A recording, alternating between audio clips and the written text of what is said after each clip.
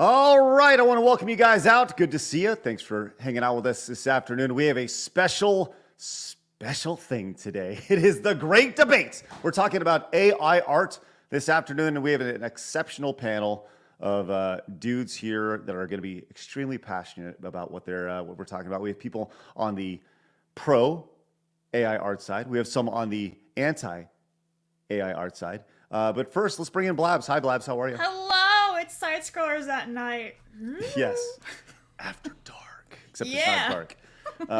Dark for me. Blabs, first off, thanks for organizing all this. This was your handiwork. Way to get going on it. So just want to say good job to you. Thank you. Very good. Now let's introduce everyone who's going to be on the show today. Let's start with a regular on the show, someone who's been on several times, Mr. Grant Gregory. Good to see you. How are you? G'day. Thanks for having me here. It's I'm happy to be here again, and just talk about something that I'm passionate about. I'm an AI enthusiast, is the term I like to use, and I just think got to give everything a chance to see how things go, and I'm looking forward to talking to these fine gentlemen and see how everything goes. All right. Also with us, we're going to have G Prime. Good to see you, George. How are you? Thanks for welcoming me back after earlier this week. Well, we thought long and hard about it, and we were like, I don't know. I know I botched it last time. But thanks for giving me a second chance. I look forward to ruining my reputation. I'm just kidding around. You did a great job. Joining us all the way, all the way from the other side of the world. This is going to be an Aussie versus U.S. panel. Is this what we have going on today here? Right, racism. Sorry. Aussie? You can't say Aussie anymore? What? Shad, how are you? Good to see you. Good to see you guys. Good to be here. Glad you're here. So just for a quick reference, are you going to be on the pro or anti-AI side of things today? Oh, well, I'm very pro-AI art, but that doesn't mean I'm pro-AI generally. The technology broadly, I think, has some concerns, which I'm happy to, acknowledge and talk about. But when it comes to AI art, this specific application, yeah, very pro. Cool, great. Well, we're going to be talking about AI art today. We're going to leave most of the cultural stuff off to the side, so we're going to be focusing on the art side of things. Speaking of art, I'd like to introduce for the first time, Reagan Lodge. How are you? Hello, thank you for having me. Good to be here. Glad you're here. So I'm going to divvy everybody up here. Reagan, real quick, tell everybody about yourself and, just give us a brief rundown of who you are and all that fun stuff. Yeah, so I'm a graphic novelist. Got my start in the Flight Comics anthologies published by Kazuki Bushi. I worked on Avatar: The Last Airbender comics. I was a combat artist in the Marine Corps and have numerous traditional drawings in the historic archives in Washington, D.C. And presently, I'm an independent graphic novelist and Twitch streamer working on a 200-page comic called Book of Wyatt. All right.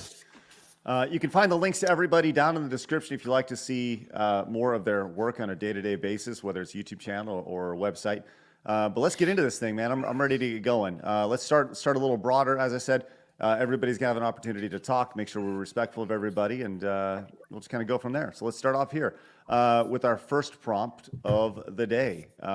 Really simple. Should artwork be, I want to pull it up so everybody can see it really quick.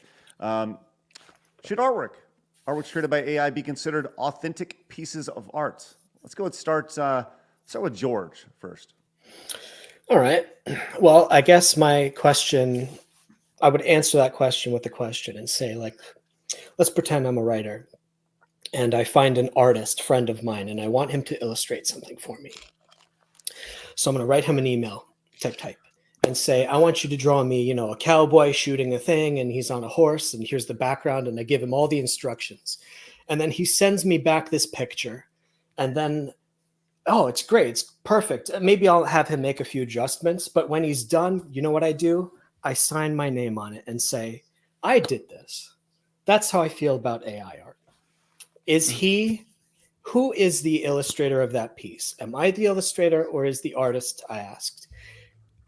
If AI is a person, is the AI the artist? Am I the artist for having typed into a text prompt? So I would hand it off to you guys. Shad, your thoughts? Well, it would still be considered an art piece, though. That doesn't really answer the question. That just raises the question if a person the did artist. it, yes.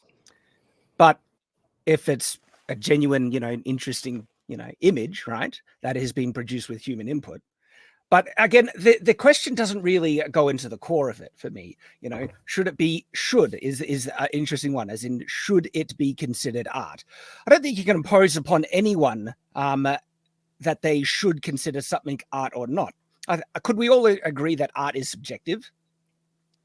I think that's a pretty base, standard, objective kind of understanding of art is a very subjective thing. We have to define art first. Okay, Yeah, let's but take a step let's back. nail that down. Yeah, let's because, take a step back. What is art? After you. well, I'm Art is interested to hear expression. what George thinks. For me, art is just it's an expression of oneself through any means that they can do. That's what art is. Art can be movement. Art can be drawings. Art is just expression. I have an answer, but Reagan, what do you think?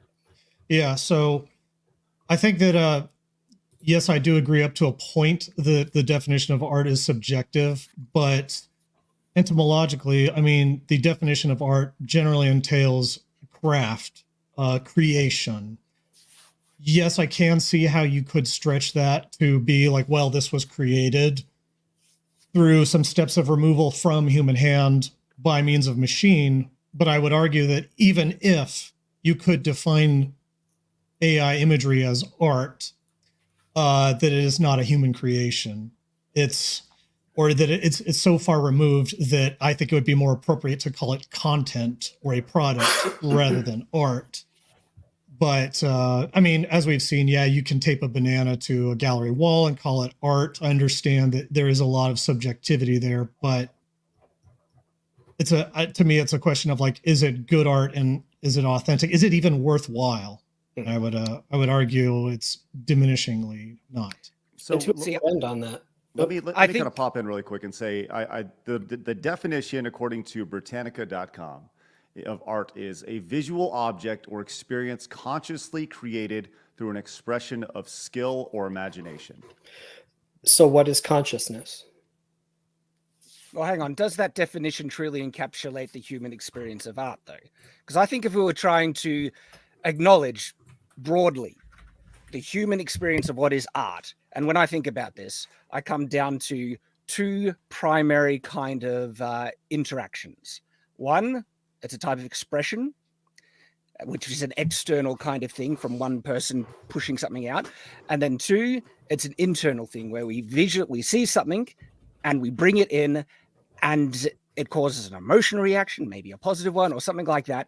And those are the two, in my mind, the two fundamental primary interactions of how we define art.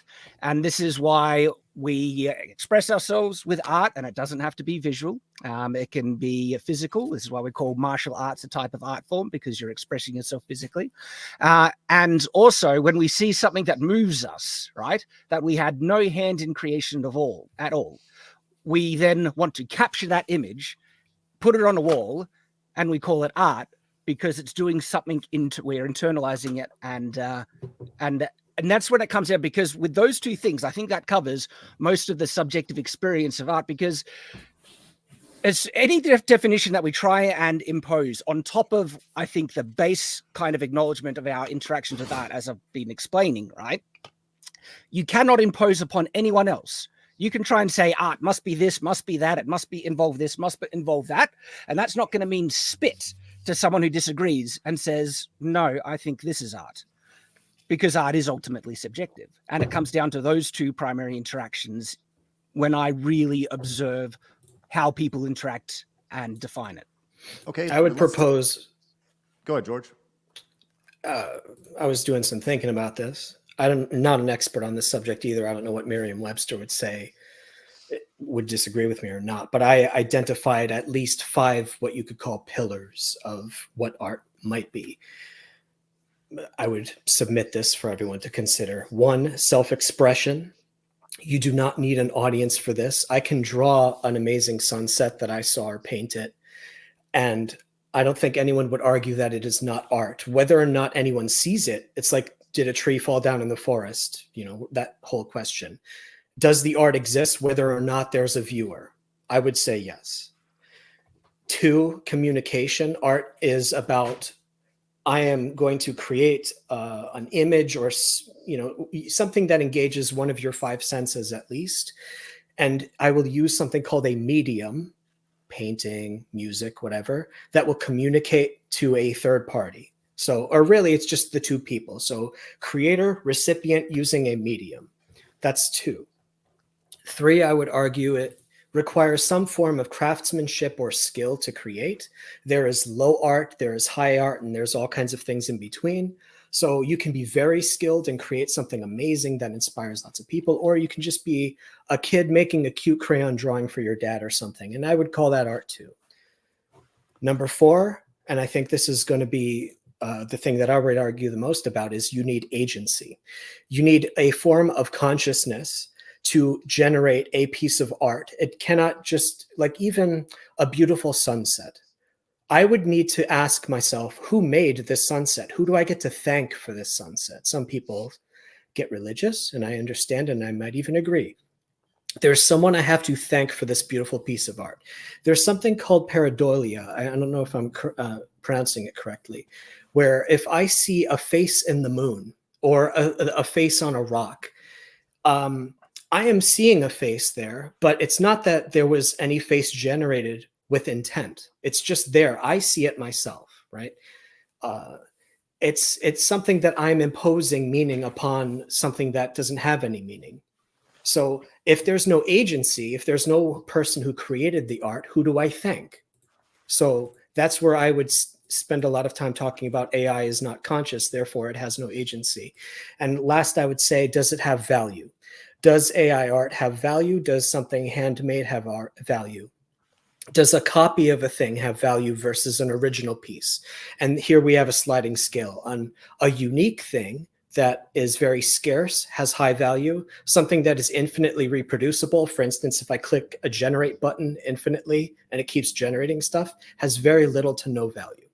So I would say those are 5 things that require scrutiny if we're going to call something art or not. That's why I would say AI, for many reasons, is not. But I have much more to say about that. So it's obvious that everyone's definition of art, we talked about it being very subjective. So I think as we go through our prompts today, let's preface them with based off of your definition of art. And then we'll go into the prompt. I think that's probably the best way to go. So let's go back to our original prompt here. Based off your definition of art, should artworks created by AI be considered authentic pieces of art? No. Reagan. No, I don't think so. I understand that people can arbitrarily say that they are authentic pieces of art, and at that point it becomes a battle of personality and popularity, and winning people over who agree with that definition. I would use the example of, like, say that you've got 2 photographs of 2 different men standing on top of Mount Everest. The man in one photograph climbed Mount Everest. The other man in the other photograph took a helicopter to the top of Mount Everest. Both of those photographs are signed by the men in the photo. Which of those is more authentic? Obviously, it would be the one that is signed by the man who climbed Mount Everest versus the guy who took the helicopter and posed on Mount Everest, allowing the viewer to infer that this guy perhaps climbed Mount Everest. So I would say that, yes, even if you could call AI art, I disagree with its authenticity on those grounds. Grant? I mean, that...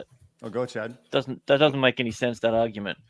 When it comes to a person being on top of the mountain and someone taking a photo, the backstory is completely irrelevant to the photo there. You're inferring it's disagree. to it. Disagree. Well, what I was going to say, it's completely subjective on what the person values. If someone is a helicopter enthusiast, they might value the picture taken from the helicopter more. You're imposing a subjective standard as some type of objective way to measure the value of art, which you can't enforce on others. People will value it differently based on their own experience. Right, and they're going to value it based off the perceived popularity of the person in the image. Not necessarily. That is a big factor. No, but not always. You're trying to impose it as a universal standard. A baseball player hits a home run, and then another baseball player who uses steroids hits the home run. which home run is more valuable and which gets disqualified? It depends on the individual. If someone's a Steroids enthusiast, disqualify you, dude. if someone enjoys steroids, they might value the other one. You're trying to impose your standard, your subjective That's standard cheating, as an Bob. objective It's thing. cheating. Yeah, but Well, okay, and there what is if no someone cheating likes in art. cheating? That's the point. That you're You're using something that has trying a to click-defined set of rules versus AI something that doesn't. is not only cheating; it's a scrub move. But It's that's like your using a headshot interpretation. script and- No. Do you understand that you're trying to impose your subjective view of value on other people, which can't be universally applied? If someone values different things, they're going to have a different value or perception of the art or the action. I mean, a lot of people value like absolutely abject porn and stuff like that. And I mean, and so it's You don't like, have to. Yeah. Like, And that's why it's in look, museums, Reagan. No, this is why a lot of your definitions ultimately are going to be pointless. Like, do you have a problem with people who value AI art as art? I laugh at them. So you mock them. I laugh at them. Yes. I don't have a problem with them, but I do think that they generally have lower quality tastes, like in the same way that, I would say like people who are easily, thrilled by TikTok and scrolling TikTok for several hours probably have low quality taste, but do I think they're morally wrong? I mean, it kind of depends on the content of the art. I would say that the advent of AI art is a lot more disastrous for information and media as a whole, in the same way that, like, yeah, you can argue like, well, it's made things so much more efficient. We can make so much more content now. We can make so much more stuff. We can make so much more kipple, as Philip K. Dick would describe it. But it's like, I mean, by the same logic, making drone warfare has made combat a lot more effective, but it's a reality that's rather ghastly, even though I accept that it is reality. I mean, McDonald's is popular. Does that mean it's better than a juicy filet mignon? I mean, you could say it's valuable. You guys are the only ones that are arguing about popularity. We haven't brought up anything about popularity or anything. Value. Yeah, but popularity and value are two completely different things. I will say they overlap. Popular. Yeah, But see, a lot of things overlap, but just because something's popular doesn't mean it has a value to it. It's how you value it yourself. That's what I'm saying. It's about how you take in whatever piece of artwork it is. That's how you gain value over what it means to you. Well, I'm just saying it's not even artwork. We don't care. I didn't ask. Well, then why are you saying it? Why are any of us here? I'm saying the person. No. There is no person who made the AI art. AI is not conscious. It cannot. That's a different topic. We'll get to that. We're talking about the my 4 pillars, value my people. 5 pillars. No. We're talking about the value, the perception of art, right? And the thing is, though, my point is, if someone believes it, no. Hey, let me. In a museum, that doesn't mean it's valuable. Hold on, George. Hold on. Let him finish. Go ahead, Jack. My point is if someone believes it to be art, you can't rob that of them. They're entitled to think it's art. If it's art to them, it's art to them. What can you do about it? You can't do anything because they can believe it's art. And under the most true definition, if someone genuinely believes something it is art, it qualifies as art because it's art to them. And you can cry about it as much as you want. You can't take that away from you. You don't have to think it is. They're not trying to force you to agree that it's art. I mean, what AI makes a lot easier is it's able to just zero in, go straight for the throat of people's visual dopamine receptors in a lot of ways that admittedly like traditional or even digitally manually drawn art can't do, because those things are limited by human factors of labor, the artist needing to sleep, and so on. With AI, the big problem is that, I mean, you can generate so much abject stuff that is just wondrously high detailed, but has the cognitive effect of visual fentanyl, which is what I would describe the majority of AI art to be like. I mean, yeah, I have no control over whether or not people view it as art or legitimate. I just think that even regardless of what they're going to define it as, I think that it is going to have, and it is having, disastrous effects on people's perception of media, art as a whole, and eventually society. All right, George. I think we'll get to that, what you're talking about. It's a bit off topic if it is actual art or not, because it goes down to the point that I was saying. If it's art to someone, it's art to them, and you can't rob that. You don't have to think it's art. I don't think they're trying to force you to acknowledge it's art, but it seems like you guys are trying to say, no, you can't call it art, and it offends me, and I'll mock you if you think it is. It doesn't offend me. It just, it offends George. Right. I see it as the effect of like somebody who skipped all the martial arts lessons but bought a black belt telling me that, they're a martial arts master. It's like, I'm not going to be threatened by them, but I am going to, hang on. Has No, anyone no. actually done that? Like, does any AI artist, like, who doesn't hide it and is not doing any shifty thing, has any AI artist tried to say that they are equivalently talented as someone who makes art handmade? I've seen, Do you have I've an seen, example? I've seen a great multitude of people say that. I'm not saying that all AI prompters do that. Like, I really don't have a problem with Yeah. people who are just like, So, George playing is thinking around. that I've said that. George, do you have an example or a quote where I've said that? You've made multiple videos where you say you're quite a talented illustrator, artist. No, average actual hand illustrator, but that I am an artist. I mean, if you're going to try and quote me, I'd like you to do it accurately.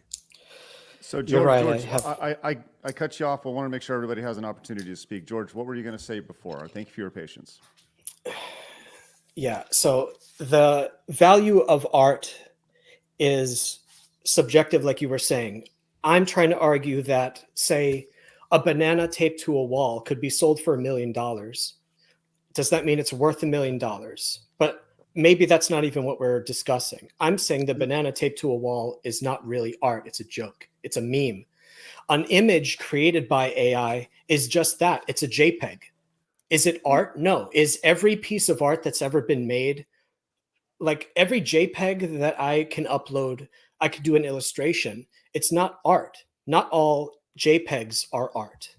Therefore, I don't see how a person generated something using a machine is able to call it art in this same way. I could make a crap illustration, say it's art, or a banana taped to a wall, or a toilet in the middle of a gallery. Just because it's in a gallery doesn't mean it's art. It's junk. You can think that. Well, how Doesn't far, matter. how Do you far does it think go that- back then, George? Like when you're saying if it was done by a machine, then it stops. So what about how far do you take that back? Is the Do you banana have any- taped to the wall art? Is a Do you have Jackson any Pollock equipment? Do you have any painting? equipment that you've used that's been made by a machine? Is everything made handmade? There's machine work in everything that people do in their lives. Like how far back do you take it? Where are you drawing the line? Well, that actually Agency. That actually brings up the next prompt, and I want to get to that in just a second. But a lot of people have a lot of things to say about this. Starscream says, and we don't necessarily need to respond. This is more Starscream just getting it out there. It says, "Is AI art art? By definition, yes. It's a piece cobbled together by other people's art. Where is the artist in AI art? You didn't draw it. You put in prompts. It spit out a piece cobbled from others." Thank you so much, Starscream. That's a $50 donation. Phoenix came in. Can I just jump on and make one quick remark there? Grossly misunderstanding how AI art generates art. To call it a kind of collage cobbled together machine, unfortunately, that is not how it works at all. And it's far more complex and sophisticated. And there are multiple ways to make different types of AI art, which we'll get into a bit later, I'm sure. Cool. Ian Soforth came in and says, "Where does AI art come Chad. from?" I ask out of ignorance, not to make a point. If it only draws from existing expressions of human artists, then it can only ever lag behind the human experience. Thank you, Ian. Appreciate that. And AZ, I believe, came in with this $50 super chat. Says, "Value is determined by the customer, not the artist. AI art is a tool. Digital art made on the iPad less valuable." Does digital art made on an iPad less valuable than hand drawn on paper? I would say no. Stop moving the goalpost because you can't compete. Learn to adapt. I would actually say, as somebody who has extensive experience in both physical media and digital media, that like even though I do a lot of work digitally, I'm under no illusions that my JPEGs are worth more than my physical media art. Obviously, yeah, there might be some collector of NFTs who might be willing to say otherwise. Generally speaking, though, from a matter of scarcity and reproducibility, the physical one-of-a-kind object is more likely than not to retain and appreciate in value. Can I jump in? And because one of the things that I think gets lost in this discussion on whether AI art is art or everything is that a lot of the critics who approach it are only approaching AI art as one thing, and they kind of belittle and reduce it down to one type of expression. And I'm just wondering if, the two gentlemen we're opposing here, do they know the main primary different ways in which people can produce AI art? Are you talking about like through prompting or through like cycling the image multiple times into like Stable Diffusion or something like that? Yeah, the different methods that people use to make AI art. There are some pretty significant big ones, but people always, when they're talking about AI art, if it's art or not, they reduce it down to just someone copying or spitting out a low effort prompt and clicking generate randomly until they get what they want. And I understand that a lot of people, well, maybe not a lot, but an insignificant number of people do feed their own image, their own manually drawn images, or other images that they own the rights to, that they've created in some way. They can feed it into an AI engine and have it, edit it through those prompts that they put in afterwards. Does that kind of like tie into does that answer your question? Yeah. I've got an example right here if Blabs wants to bring that up. Okay. And so this is another method. It's not like there are multiple methods to create AI art. And so this one is a version of AI coloring. This is a hand-drawn, image that I made myself. And then that's manually, giving a color guide. And then that is enhancing it with AI. And I friggin' love the results. I'm blown away, and it's so much fun making this type of stuff, right? Shad, I love the results too on the first one.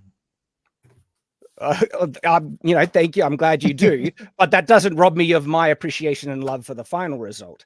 And that is just one example. There are other examples of how to use AI tools to get remarkable results, but then critics will try and dismiss all the other methods to make it. Like there is this one method, which is brilliant, where it is real-time generation, where you start digitally painting and it generates and renders a final result as you paint.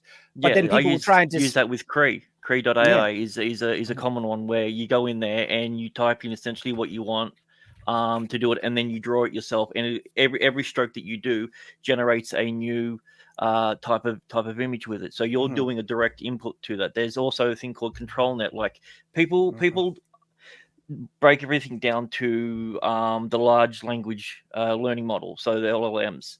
Where it's essentially a bunch of images that have been inputted into something. They've been broken down with a bunch of noise and then reconstituted that way. And that's the Mid-Journey version of it. And that's pretty much what everyone seems to be hanging on to, where Mid-Journey is it's probably the more popular one because it's the easiest for people just to use. But it's the one that has the least amount of control. And people who are using it for any sort of commercial type based sort of things, one thing that you will need to know is you need to be able to have a bit of control. Using something like a ControlNet, where it's the same thing as when you or George are doing your outlines, where you're sketching what you want to do, and then you're then going in and doing your line work afterwards. It's the same thing. It's the same thing like that. You're drawing everything like that before things are placed over the top. So by doing the human input, that meets George's standards. So then the computer finishes the piece for me? Well, there's no difference between 3D rendering. You don't. So 3D artists aren't artists then. I'm a 3D artist. Well, no, you're not, because by your own logic, you're not. You're not going in there and painting every bit of light that's reflecting on that. You're running putting a program. every vertex there. Let's do that. I'm unwrapping the UVs. I'm animating. I can do all did you kinds understand of the comparison that Greg made? Because there are automated processes to finish art that once the generation happens, they don't have a hand in, like final rendering with 3D models. Yeah, so if I'm doing a 3D game, let's say I'm in game development, which I have been, if I'm not using, say, 3D models, otherwise I would have to have a puppet show. There has to be a computer doing all the calculations. Obviously, it's the nature of interactive entertainment. But let's use the example... you can manually rig everything. And these guys interrupt me? Is it just me that gets muted? Just chill out, George. We got you, buddy. I promise we'll give you the chance to talk. All right. Everyone has the opportunity. All right. Continue, George. Thanks. So there's a chess player from a few years ago, Hans Niemann. Have we heard of this name? Mm-hmm. I know Hans very well. He got in trouble. I haven't heard of him. All right. Well, there's a chess player who used to play in tournaments, and he used AI to help him win chess games. Let's put it this way. do you think he should have been disqualified from tournaments? No, Probably because it was because part of there's his a. training thing. He wasn't But using hang it on. to win. He was using Yeah. it to train. But is entering into a realm that has pre-existing rules. There are actually no hard and fast rules of what defines art or how it should be made. So it's a false equivalence. And the reason why I was jumping on is because you're getting off topic and deflecting from the point that Grant was making, that using automated processes in art doesn't devalue the human input that was taken to get there. Well, here's our next prompt. And it Jesus, ties. dude. Yes, George, would you like to chime in? I'm here on the panel, for Christ's sake, dude. I'm here to talk. Absolutely, buddy. And I'm trying to get to you, but I want to make sure we get through our prompts, which ties in directly to what we're talking about here. Is collaboration between humans and AI beneficial or detrimental to the artistic process? Which I think, George, you're going to be very passionate about. So I'd like to open it up to you first. I wasn't even listening. Is the collaboration between humans and AI beneficial or detrimental to the artistic process? So let's start with Reagan first, and then we'll go to you, George. I would say that it's just about any kind of process, even to some degree, I would say digital is, you are always sacrificing some level of humanity the more you engage with automated tools. Obviously, when you're drawing in with a tablet in Clip Studio Paint or Photoshop, that still requires a year's worth of manual fine motor skills that you probably trained through traditional means. Still, like, there are some automated processes in there, like, using color sliders and things like that for the sake of expediency to get a product out there, we make use of those. It does require some skill to know, but it doesn't require as much skill as like traditional physical media does. So when you incorporate AI, which does a lot more of the automating process than simply using a few filters in Photoshop to texture up an image or to use the paint bucket tool to fill in your colors, you are removing so much of the original artist's own hand. Even if you're doing what Shad does, where you're taking a sketch or a line art that you've done, you're feeding it into Stable Diffusion and kind of doing this back and forth dialogue between you and the machine. The end product looks so utterly different from what the actual artist's hand would have looked like that I'm not convinced that it's at that point fully the artist's work. It's kind of this ship of Theseus sort of question. So I would say it's detrimental in that sense, in that you're sacrificing a lot of the human experience of discovery, challenge, and overcoming by relying more on that automation. I'm not saying that every instance of automation is bad, but I'm saying I think we have to understand that, and I think the people who can appreciate, use automation to beneficial ends probably have a lot more experience in being able to. What I'm trying to, sorry, I'm getting ahead of myself. Basically, if their skill level is down here, but the AI image quality is up here, I don't think that the end result is truly like their work. Yeah, they probably has planted the seed, but I'm not really convinced that it's authentically theirs at that point. So I would say it's detrimental in that respect. Whereas if I could feasibly, let's say I'm for whatever reason, I'm using AI to create something that is just, I don't know, a little bit better than my current skill ceiling, there could be more of an argument made for some authenticity of ownership there. But even then, that's something I'm very hesitant to do or to advise anyone else to do. Sure.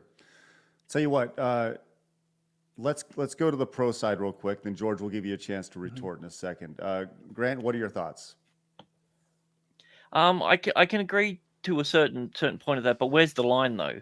That's the problem. Like, you can say, well, if their original skill levels here and here, where is it? Is it 20% better? It's a gradient.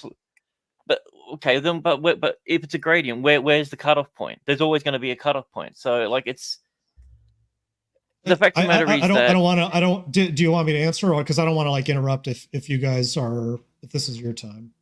No, I don't care. You can interrupt me. I'll Okay. just jump back in Okay. afterwards. So I'm All right. not. I'm not. Yeah. I'm not fussed. Basically, I'm saying it's because of that uncertainty alone that makes it that uncertainty is what makes it detrimental. I know for a fact that everything that I put inside this sketchbook is authentically mine because I drew it completely from start to finish. I can make the same argument with my digital stuff because nobody else is going to be able to replicate that whatsoever unless they are insane enough to dedicate the same level of training and years of practice that I put into it. Whereas if what you're doing in AI can be replicated pretty dang comparably by anyone else who, can snag your JPEGs or whatever. Well, I would every say AI that- image is unique and different. That's the whole thing. Every prompt, every generation, you can never generate the same thing twice. And that That's the whole- infinity, that artificial infinity is, I think that's a big problem. It's basically it's a aesthetic slot machine. But sorry, I'm getting ahead of myself. I want to jump on that because the slot machine thing is false because that's only trying to render it down again, oversimplify it to only one type of use or generation of AI art.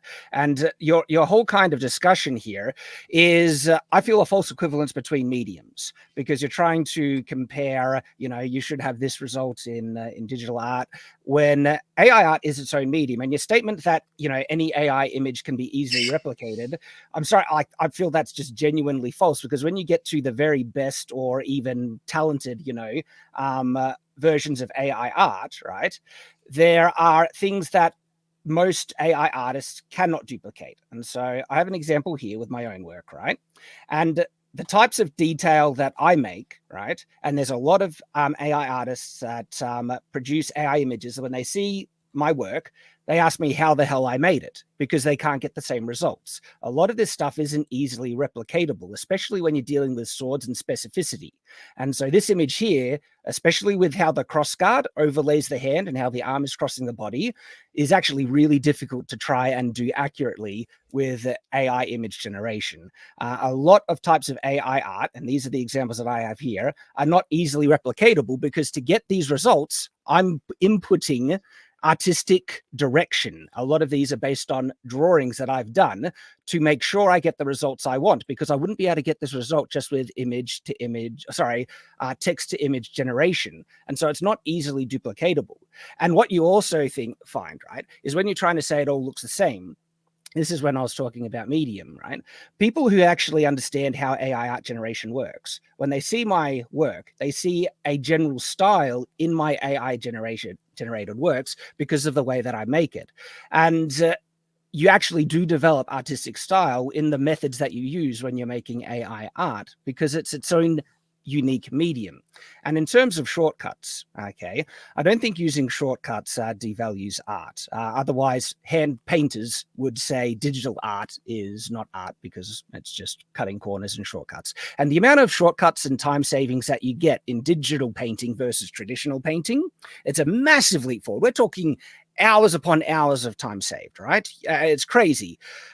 But the interesting thing is the leap from AI over digital painting is actually quite comparable when you get to some of the more difficult elements of AI art generation, where it takes time, it takes effort, it takes talent, right, to get the best results.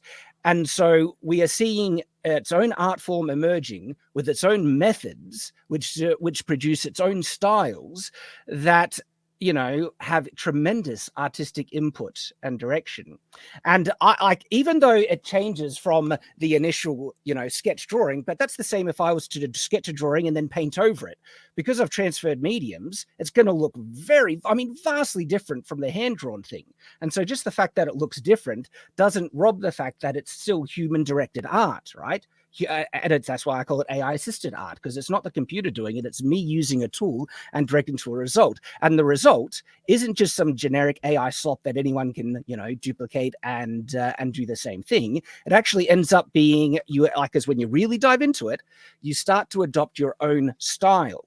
And that style is a result and reflective of the artist. And that's why I claim ownership over those results, because of the amount of effort and time and work that I put into it.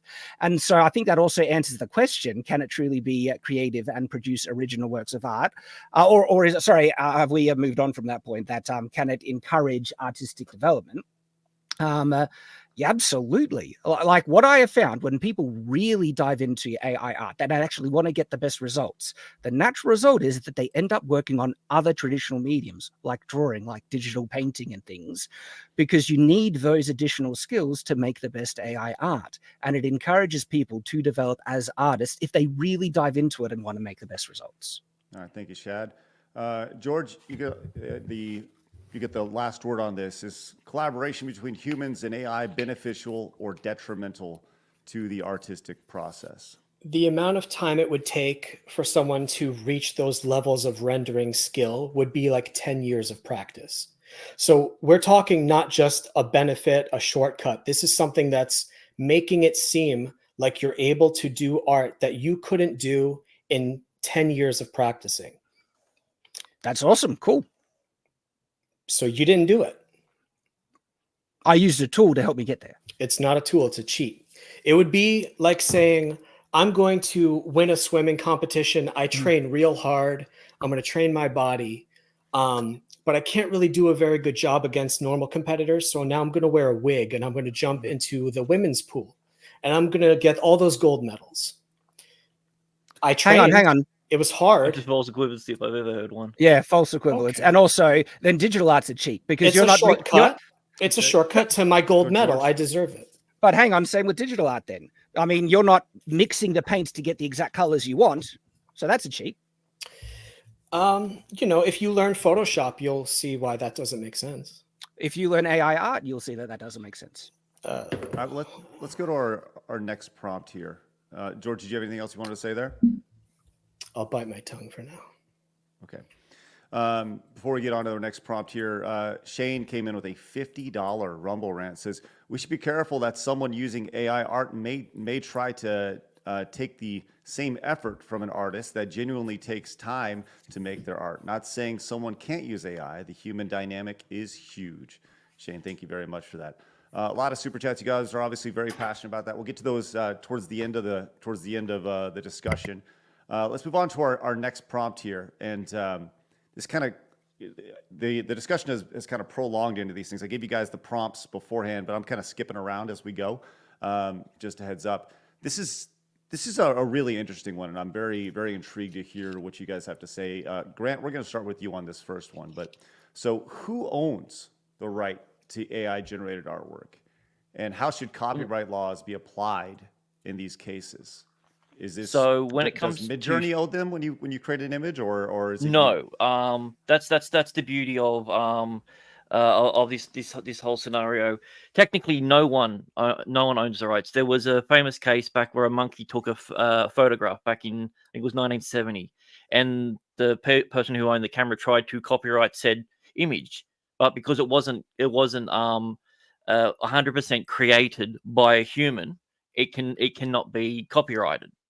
Can So I jump what in on this happens one, is- George? Sorry, Grant. Sorry. Do you mind if I jump in on that? Because I find the Yeah, I'll just- monkey thing very misunderstood. Yeah. Sorry. Go. Yeah, I'm getting to the next part of the point. So, Mhm. if you just go straight and look in Midjourney's terms, they waive any sort of legal right to own the images in Midjourney themselves. You can free to use them because there is no law when it's created from Midjourney. If you take that image and you just put it straight into the thing and you say, I own this image and everything like that, you legally in America anyway, you can't do that. But all you've got to do is change one thing about it. You've got to add your own touch to it, and then it's yours. When you're doing stuff with Stable Diffusion and stuff where you've got your own input, that's your own work because you've done the work for it. But if you're using just the generative image, something like Midjourney is one of those rare ones, is because it has a lot of lawsuits and stuff going on with it in the background, which based on the copyright laws, they're not actually going to. Midjourney is going to be fine with it. The point of of Go the ahead, go copy. ahead, The point of the copyright is that if you just take something from Midjourney straight across without anything else going into it, based on the U.S. copyright law, because when it was written, they had no idea of what's going on. Technically, anyone can use it. It's no one owns the copyright on that.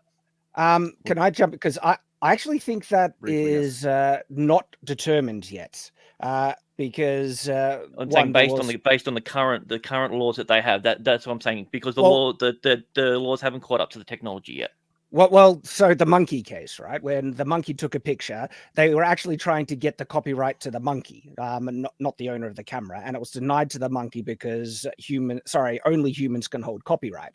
But the analogy here is that the monkey isn't the AI; the AI is the camera, and so if the monkey clicked generate with an AI generator, there would be no owner of that image. But because there's humans clicking generate with AI, there is strong legal grounds for them claiming ownership over it. It's currently going through the courts, and I'm actually very confident that it's going to end up resulting that whoever made the prompt and click generate is going to have full copyright and ownership over it. At the moment, the gray area is they say it needs to have significant human input.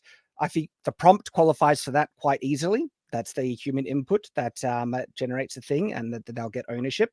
But then if you do any type of editing on top of it, that gives you really, really strong grounds for ownership over top of it, because you just look at legal equivalences. Okay, photography is the most perfect example. If I generated an image and then I took a photo of that image, do I own the photo of the image? George, love to hear your thoughts. You're kind of shaking your head a little bit. If I take a photo of the Mona Lisa and I claim to own the Mona Lisa, is that what you're saying? No, claim to own the photo. No, the photo. And I try to sell the photo. Yeah. I don't understand.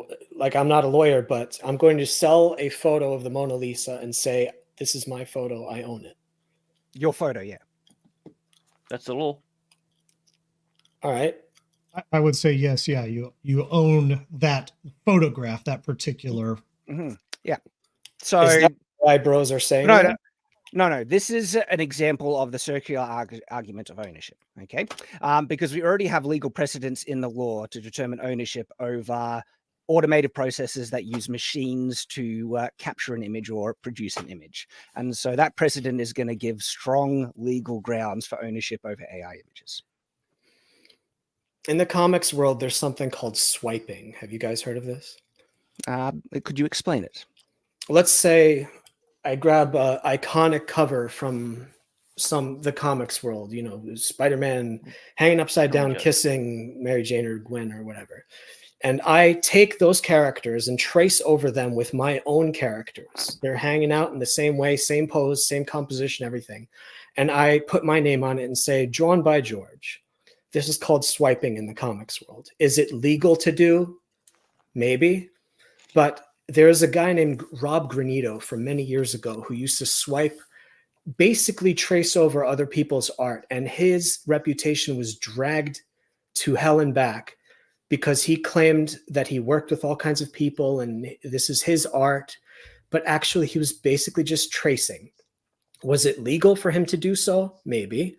But no one in the comics industry respects that. Could you point out the image that the AI is tracing over specifically to produce these unique results? It scrapes from billions of images. You know this. It trains from images to make a unique one. Okay. The image is unique. If it produces something that can be identified as a plagiarized image of a pre-existing artwork, then you'd have grounds. But because it's a unique image that has not existed before, your analogy is completely false equivalence. It doesn't apply. Nobody can sue an AI, but Midjourney could eventually go through some copyright lawsuit that will make it so that they can't profit from images that were scraped without people's permission. Like there was a whole. This is a different argument. If you want to get into the legalities, we can. Shad, let him finish real quick. Go ahead, George. Well, we're talking about the law, and I don't know about the law. I wouldn't even plant my flag here. I would say ethically, whatever. It's just a dirty thing to do. It's basically asking the AI to finish the picture for you using a database of billions of pictures. We all know that it's doing it. Sorry, that is so wrong. That is not at all what it is. Copy pasting using the clone tool. I can do it myself. I can make AI looking art based on, I could take some art from Art Germ over here, Lowish over here, these poor bastards who didn't get to opt out. And I could take art from Reagan here and make a piece that looks like it's made by Reagan, just like this guy, Rob Granito, who used to he would draw almost exact duplicates of Bill Watterson's art and say he made it. So, George, you're showing that you don't understand how AI generation works at all. The database of art. Do you know if it kept a database of all the reference images that it trains off of, it would be millions of terabytes? Because it like learns off of millions of images, okay? And it's literally impossible for it to compress those images and keep it in a database. That is not how it works at all. And so you trying to criticize the legalities of AI art without really knowing a thing about it is like if someone was to claim anime isn't art or it's all satanic without having watched any of it, because you don't actually know how it works, and then you're trying to extrapolate the legal recourses or results out of it while being grossly misinformed about how it is made and how it works. Okay, and well, so I don't care about the database. legal stuff. I said I'm saying it's very much looked down upon by actual artists, like scraping, like swiping. Not all artists. So George, you're when you speak of artists, you're speaking more of the traditional pen to paper people drawing, right? And Shad, when you say not all artists, you're thinking of a broader perspective. There are heaps of artists that use AI generative tools. Yeah, right, heaps. right. Artists. Right. No. So what? They're not artists to you if they use AI tools? I think they're lesser artists. But so they're still artists then. Okay. They took the helicopter to the top of the mountain, Yeah. so I guess they're on the mountain technically. It's like they may have like climbed like a few meters of altitude or something, but it's like I'm still like looking at it, it's like, okay, but if I take away this tool that does so much of the work, that it would be so like you without the tool, your work is almost unrecognizable from it. Like if the power went out. Yeah. Right. You use that analogy. Go ahead. Yeah, I was just about to say, it's like, even between my digital work and my traditional work, there is still a strong enough resemblance due to the manual handle that I have over my skill levels.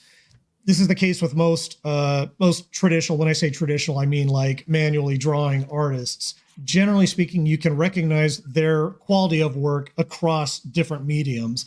AI represents a tool that does so much of the heavy lifting for them that is it's like an entirely different thing. And without that tool, what do they have? Sorry, Regan, you've reduced AI art to one small thing. There are ways of producing AI art that it's a hand-in-hand process and it's only doing an enhancement, okay? And so your argument is founded on a straw man analogy of what AI art does and what it's capable of doing. Oh, no, I totally understand, actually, because, I mean, you could argue that the way I use the Paint Bucket tool in Clip Studio Paint, where I'm telling what kind of tolerance levels I want it to have with my line work, you can argue that that is a form of, I don't know, AI or something. Like I'm well aware that there are ways you can use AI to just kind of move the needle a little bit on your manually inputted skills. Okay, I'm saying that when there is a drastic quality jump between what an artist can do manually with their hands versus the end product that they get out of the AI, that's where that big gap in authenticity. That's a problem I have, or at least that's what I want to caution people about. I think that they're depriving themselves of a very essential human experience. I think that it's good that some of them, through using AI, do get curious about learning to be more hands-on, in the same way that maybe somebody just playing around with auto-tune starts to get an itch and think like, well, it'd be really cool if I learned how to play the piano. That's great. Like, I'm not going to judge anybody if they come around to the real thing through, wherever their point of entry was. I used to trace drawings when I first started out. Most people do. But I think that by and large, the AI makes it just so much easier for people to just rest on that massive skill gap and atrophy themselves. And I think that it's going to do a lot more harm than good in that respect, even though there are people who I think it could be argued might be using it for good or lesser evil. I mean, it's a skill canyon. Let's be honest. I think basing it on an assumption. When I see people really diving into AI art, I see them naturally gravitating towards working on and improving traditional artistic things. Your assumption that they're just going to rest on, this cheat and not try and develop as an artist is a gross assumption without evidence to back it up. I mean, if that's what you're seeing, that's great. I mean, I've been called a tech bro because I've been in crypto since about 2014, 15 and stuff. And so it's like, I know what it's like to be dismissed as just somebody who's chasing after the newest, digital doodad. But I have been around a ton of people who, have this kind of vindictive smugness about them with like, I can just do, through AI, basically what takes you 8 hours to do. You're going to lose your job. I'm not saying, obviously, not all AI prompters do this, but, it's an insignificant number of people. So if you are encountering more people who are, developing an appreciation for classical and traditional art through it, that's great. And I hope that that's the outcome. I don't think that it will be, but I like to be surprised. And do you begrudge people for appreciating the fact that they can produce great art at a quicker rate? I don't begrudge them for it, but I think that it's like they're depriving themselves of a very essential meaning in the same way that somebody who, maybe they get tons of enjoyment out of listening to just stuff, generated through with auto-tune and just, with some pre-made beats and thrown up on SoundCloud. It's like, I can't dispute the fact that they deeply enjoy that. I do think though that if that stuff were not there to go straight for the throat in terms of their dopamine receptors, and they were to some degree required or forced to gain an appreciation for slower cultivated tastes, I think that is generally better for humans. Why? God, just look at people's average attention spans right now. I understand that, like, maybe you have the discipline to, not have your brain totally fried by, being surrounded by, as much digital media as you are. I mean, but I think a lot of people don't have that same off and on switch. I mean, when look at how much crap ad agencies can churn out now thanks to AI. I mean, it's basically like, instead of, I see it as like basically an oncoming dark age of information, not because of an absence of information, but just an overload of just absolute crap. I find that people who don't have the patience and just want to, make quick art and everything like that are the same type of people that wouldn't have the patience to develop long form artistic skill. And those people who do have the patience end up making really detailed, longer effort AI works, same as they would with traditional mediums. I think the argument that just because it can be produced easier and better in some instances, not all, there's some AI that takes a lot of hard work to do, right, doesn't determine its worthwhileness or its ultimate value. In fact, it could actually be the counter argument to what you're saying. It could be more beneficial for artistic, pursuit and development, enabling more people to express themselves artistically where they had limitations before. There are people with disabilities that can't use their hands or they have tremors and stuff, that AI art is enabling them to depict and express their imaginations, which I think is just phenomenal. And so I think the fact that it is more accessible will actually end up creating greater human artistic expression overall. So that actually brings us to our next prompt, wonderfully. And we're going to get to that in just a second. But first, Phoenix, once again, thank you so much for the $37.85 direct donation. Ian So Forth came in with 10 gifted memberships. Greatly appreciate that. Your support Shad. is spectacular. Thank you guys very much. Once again, we're going to get to the rest of your super chats here as we go along. What you drinking there, Reagan? Oh, I'm drinking Toki Suntory whiskey. I'm a big fan of Japanese whiskey. Hey, sorry, Craig, could I jump on something that George said before? Because he was basically saying that if someone uses AI tools, that they're not a real artist. And Regan then was saying kind of the opposite. He feels that if people were using just AI tools to enhance here and there and everything like that, he doesn't have a problem with it. But is that genuinely your position, George? If someone uses AI tools, that they're not a real artist? Just to clarify my statement, I do think that they are sacrificing authenticity by using it. But again, it goes back to this whole gradient of how much of that authenticity are you willing to sacrifice for the end product? Well, Anyways, go exactly, ahead. because that applies to digital art and using renders and filters and stuff like that. Those are all Procedural textures, which are all exactly. common in like I Yeah, mean in Photoshop. in all 3D work, Photoshop. We've all used some sort of enhancement or something, some sort of machine learning thing to help us with it, and I don't see a problem with it. Is there a line that George has that says, all right, you can use it up to this point? So getting 3D textures rendered is fine, but like where's the line for George? Because that's what I would like to know. This George? right here, it's called a stylus or a pen.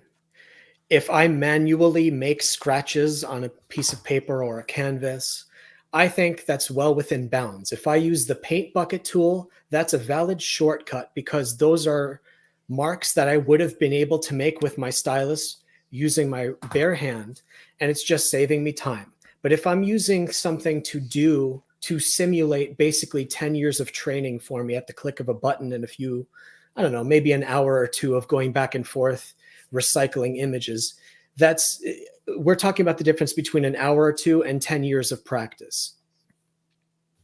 All right, well, let's go to our next prompt here because I think this actually is really interesting. It ties into what Well, we're talking sorry- about. With a Waco, sorry, Craig, could I edit just my stuff respond? with a Waco tablet? So does that count? Yeah. Sorry, Grant, I didn't go hear ahead, the then we'll go to question. Shad. Grant, go Grant. I and said we'll I go to use a Waco tablet. Does that count? For what? Or when I'm doing my AI stuff? Are you see- drawing with it? When I'm doing the stuff with the control net, when I'm doing poses, yeah, absolutely. We're talking about if I'm browsing the web with my stylus, that's not drawing, obviously. Didn't say Is browsing that what the you're web. trying to That's- say? No, I'm saying I'm I making literally just said manual what I said. scratches, manual marks on a canvas or a sheet of paper. That to me, and I'm sure every other artist, maybe they use filters, maybe they want to use lens flares everywhere. But other artists will see all those lens flares and say, you just basically ran a filter. That's cheap. It doesn't have any value. If a million people want to buy a piece of art or a copy of a piece of art that has lots of, if I want to render some clouds in Photoshop, the classic filter that's been around for 20 years, and oh wow, those are some nice clouds. I want to pay money for that. I can't stop them from buying it. I think it's dumb as hell. I don't think like manual strokes, making actual drawings, if I can do it on a piece of paper and if I can do it in Photoshop, I think it's perfectly valid. But once I'm starting to run AI processes and it's starting to render things that I could not do myself, I think that's cheating. Okay, I think do your I do standard. 3D work, and if I spend 20 hours doing a 3D model, or I can just do a basic thing with a T-pose, and then take my Waco tablet, draw my pose in that, run the AI on that, that's fine, because I've created both of them. I can do that. I'm just saving myself 20 hours worth of time. Would you consider that art then? I don't understand the question. Yeah, I'm not trying to be obtuse here. Like I was really trying to follow that. I think I missed like a key step in that. Is there any way you could rephrase that, Grant? Okay, so I can do 3D rendering, or I could do an AI art of one of my models. So I can take my normal model that I would do. I would just do the standard T pose that I've got. I'll take my Waco pen and tablet, go into Photoshop, draw the pose that I want it to do, draw the secondary pose that I want it to do, run the AI to put it from pose A to pose B, and then run that. Is that considered art to George? So let's say you're using Blender or something. It's basically in betweening the two keyframes that you have set by manually drawing the armature. Yes. Yeah, but I'm not using Blender for it. Well, let's say it's doing the in-betweens for you.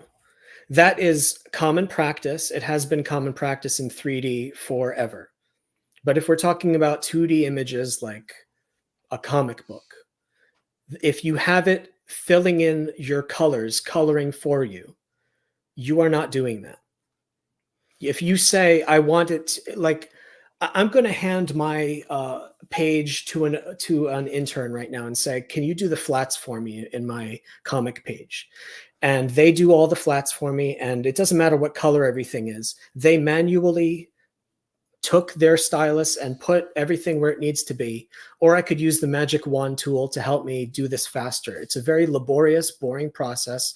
In between frames, I understand you can use some help. There's no point in going in between keyframes in a 3D program to manually animate something. It's a completely different medium. Nobody expects you to do every in-between frame. So what I'm taking from this is that you have invalidated so many artistic forms that use digital, AI kind of processes. And ultimately, your standard of what, is okay seems to be whatever you use is okay. Because I'm sure you've used digital things that founded on certain AI processes. That's okay because you do it, but if it's done with generative AI that you don't use, and that's suddenly wrong and bad. Because I don't even use with them because George, Shad, go and finish, then George, you can respond. Well, even his, standard of it needs to be done with the by hand. Blabs, I just shared a link of something that is really intriguing because guess what? If we just expand this video and play it, you can do a lot of AI art by hand. What you're doing with the stylus, and the AI is essentially doing a final render like you do with a 3D program off of a 3D model to just render out final textures and things like that. And there are uses of AI which take tremendous artistic input. But according to George's standard, is it AI? Is it valid? Is it valid? Like ultimately, whatever one you go with, you're going to end up being either a hypocrite or invalidating many artistic pursuits that are already considered perfectly valid. And ultimately, if you think it's valid or not, doesn't matter because many people can see as like, wow, that is tremendous artistic input. It's using AI in a really interesting, collaborative way to produce great artistic results. And, the fact that you disapprove on it or want to turn your nose up to it, it's not going to mean a thing. George, what are your thoughts? I'm so surprised you intentionally shared that as an example of AI doing something good. That's embarrassing. To you, we don't care if you think it's embarrassing. I mean, you actually think you did the stuff on the right? That's you? That's not me. That was another AI artist. Well, anybody it's basically like, it's like if I went to my video went out for a second. Anyways, like that video is like made me think of like going to the gym and saying like, I'm going to deadlift 500 pounds, but I put on an exosuit to take about half that weight off for me. It's like, yeah, I understand. Like, I don't know. I look at that and I'm just like, there's no sense of overcoming resistance, and and there's no discovery there. It's hang on. How can you say that? Because the better someone gets at digital painting, the better results that they will get using that method. That will encourage them to become a better artist. I hope so. I haven't seen it. I'll believe it. Like you need to understand proportion and shape and stuff like that to give the proper guide to get a better result. I mean, I know from my own experience, having drawn digitally, I drew digitally for about 3 years straight. And when I finally went back to drawing in my sketchbook, suddenly I was able to draw in graphite in ways that I hadn't previously before. But that's still because I was doing things as manually as possible through the digital medium, that it forced me to think in new ways that I maybe wouldn't have been able to, or at least not as quickly through a traditional medium. With AI jumping so far ahead of where my current skill ceiling is at, even if that skill ceiling is slowly raising, I'm highly skeptical about what kind of benefit most people are going to get from it. I think that a small number of people with exceptional critical thinking skills and cognitive aptitudes will be able to benefit from it. But I think the vast majority of people will not, and you're just going to see a lot more lowest common denominator visual slop produced as a result of that. Can I point out that should make your work much better? Cream rises to the top. I'm saying it's not going to affect the stuff that I mean, you do. that's why I'm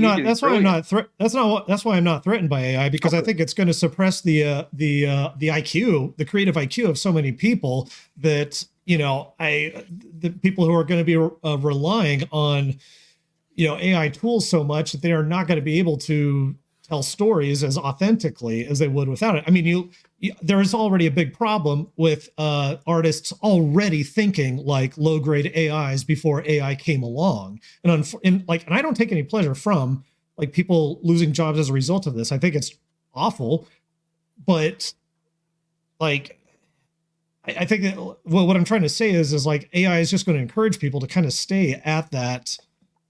I think that just lowest common denominator, mediocre level for the most part, and there will be a small number of exceptions that rise to the top. And Well, you're right there because. Right. Oh, sorry, sorry, Craig. Well, I was going to say, and this once again, we're trying to get to this prompt for a little bit. You guys, by the way, this discussion is great. You guys, I think it's really valuable to have. It's very obvious that you guys all feel very strong about your wheelhouses, whether it be traditional art or AI art, and I think it's great. Which leads us to the next prompt. So with AI, does AI democratize art by making it more accessible to a wider audience, or does it actually devalue the role of human artist? And I'd actually like to start. Let's start with Reagan on this one, because I think everyone on the right side of your screen, you guys are very talented traditional artists. This is your career. And the idea that Shad and Grant may be saying is, hey, more people may be actually into art because of AI. Let's start with you, Reagan. I mean, I guess you could say that it democratizes art, but I mean, then that's not always a good thing. I mean, people vote for plenty of stupid stuff out there. So just because it is democratized and, the barriers to entries are lower, that does not, I don't think that's an inherently good thing. I mean, the advent of smartphones have made the internet magnitudes dumber than it used to be back when there were more barriers to entry for people getting online. As far as it devaluing traditional manually made art, I think it's a bit early to tell. I do think that, I mean, I'm short-term pessimistic, long-term optimistic in the sense that a lot of people are losing jobs, I think, for the wrong reasons as a result of this. But at the same time, I do think that authentic human art will become more appreciated over time as a result of it. I don't necessarily think that you have to be like a wholesale, like, anti-digital purist or something to be a true human artist or whatever. I just think that as people doubt more and more whether or not the images and media that they're consuming is authentic, whether it was, or they have to ask themselves, well, how much of this really was the artist's mind and struggle and creation and discovery at work here. There will be a market of people who reverts to stuff that they can point to and go like, I'm pretty dang sure that this right here was made through like manual skill over years of obsession and trained skill. And I think that you will probably see some forms of traditional arts become more valuable as a result of it. But I don't know. It's hard. I'm not good. I don't make predictions. I just notice patterns. Right. And Reagan, you said something there that I picked up on with both Shad and Grant. They both shook their heads when you said you think it'll probably make the value of your traditional art go up, and both Shad and Grant kind of shook their head in agreement. And, you mean nodded? You mean nodded? I nodded. I didn't shake my head. I mean, I think that, but I don't think it's necessarily going to make it go up for the same reasons we think it will. I think it's because people are going to want to know that they are not being graphically lied to or deceived or just sold short. They're going to want to be able to hold something that they know was as human as possible. They want to have a relationship, however distant that might be, with whoever made the thing that they are working with. I mean, just look at how, as films have gotten more and more, directed by committee, written by committee and stuff, they feel less and less relatable, more lowest common denominator, versus when you look at Conan the Barbarian, the original Star Wars, old school Spielberg, Coppola, and all that, anything made by John Milius, we know it's like, or James Cameron or Miyazaki, we know that, all right, there's yeah, it takes a whole crew to make this, but there is still like a little bit more of a specific artist thumbprint on this, and people want to participate in that. And as a result, I think that even though I think AI will cause a lot of disruption, and I say that not in the kind of hypey, tech entrepreneur kind of way, but I mean in the sense that like we're entering a period of chaos. That's not necessarily a good thing, but I think that it is possible to make it into a good thing.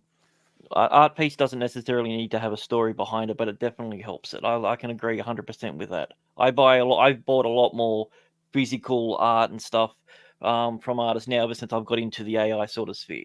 Right. And that's I can only speak from my own experiences. I can appreciate the effort that artists like you and George go through, because knowing what it takes to do it from the AI perspective, and being someone who's been using Photoshop since '96, I know how hard it is to do certain things and everything with that. So I can appreciate that, but it doesn't necessarily mean that if it doesn't have a story behind how it was created, everything, that it's not art. I think that's the problem that we seem to get bogged down with. It's the journey of the piece, not the piece itself. And if the journey of the piece is the thing that's important, then how it looks at the end is completely irrelevant. Shad, let me go to George real quick, and I'll come back to you just for 1 second. Well, on the George, subject of, go on. George, I was going to ask you, Grant said something there that really was intriguing to me. He said, I totally appreciate what you do as somebody who's used this program, the skill level attached to, quote unquote, traditional art, right? Do you feel the other way? Do you feel the same way with art, with AI art? Because just based off the conversation, I don't think you've used the word cheating. You've had the analogy to steroids or using the helicopter. I'd just love to hear your general thoughts on that, George. I think the helicopter is probably the best example. I admire anyone, like, look at what PewDiePie's been doing. He's been training for 100 days, learning how to draw from scratch. Even though you could call him a novice, he's been training like crazy. I think around day 80 something, he produced an actual piece, even though it was kind of like he had his phone next to him and he was drawing. He's got a pencil in his hand, or it can be a stylus and a tablet, doesn't matter. He's manually making something, and he's trying. It's the human effort that inspires me and pleases me. When we run through a machine to finish the piece for us, to simulate 10 years of practice, let's say, or let's use the 10,000 hour rule. I don't know if you guys have heard of this. They say to master any skill or to become very proficient, you have to spend 10,000 hours practicing, or 20,000 to become like a super master or something like that. Anyone who's got a pencil in their hand and is trying their best, I respect that. But if you're going to run it through a machine, your pieces of art, and say, that's an actual piece of art that I finished using skill, and that's just a damn joke, that word skill. It's not even on my radar as far as art is concerned. Now, if I may, to talk about the topic of, is this going to hurt artists, I have something to say about that as well. Sure. Well, could I just respond to the comments up to this point before we change gears? That makes sense. And then George will come back to you, and we'll let you finish up, George. Okay, go ahead, Shad. Mm-hmm. Yeah, I find it disingenuous to invalidate skill development in technology if it's not handmade. Like George seems to only validate the development of skill if it's done by hand. When no, there's a massive skill component with AI art and with 3D modeling and stuff. This is not hand done art, but there is absolutely skill components, and you can even see my own progression in the level of AI works I'm able to produce.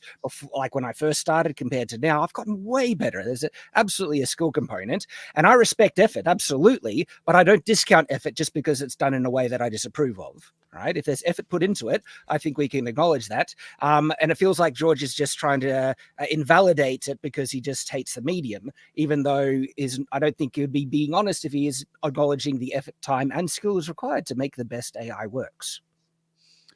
George, we said we'd give you an opportunity to say what you wanted to say about this piece.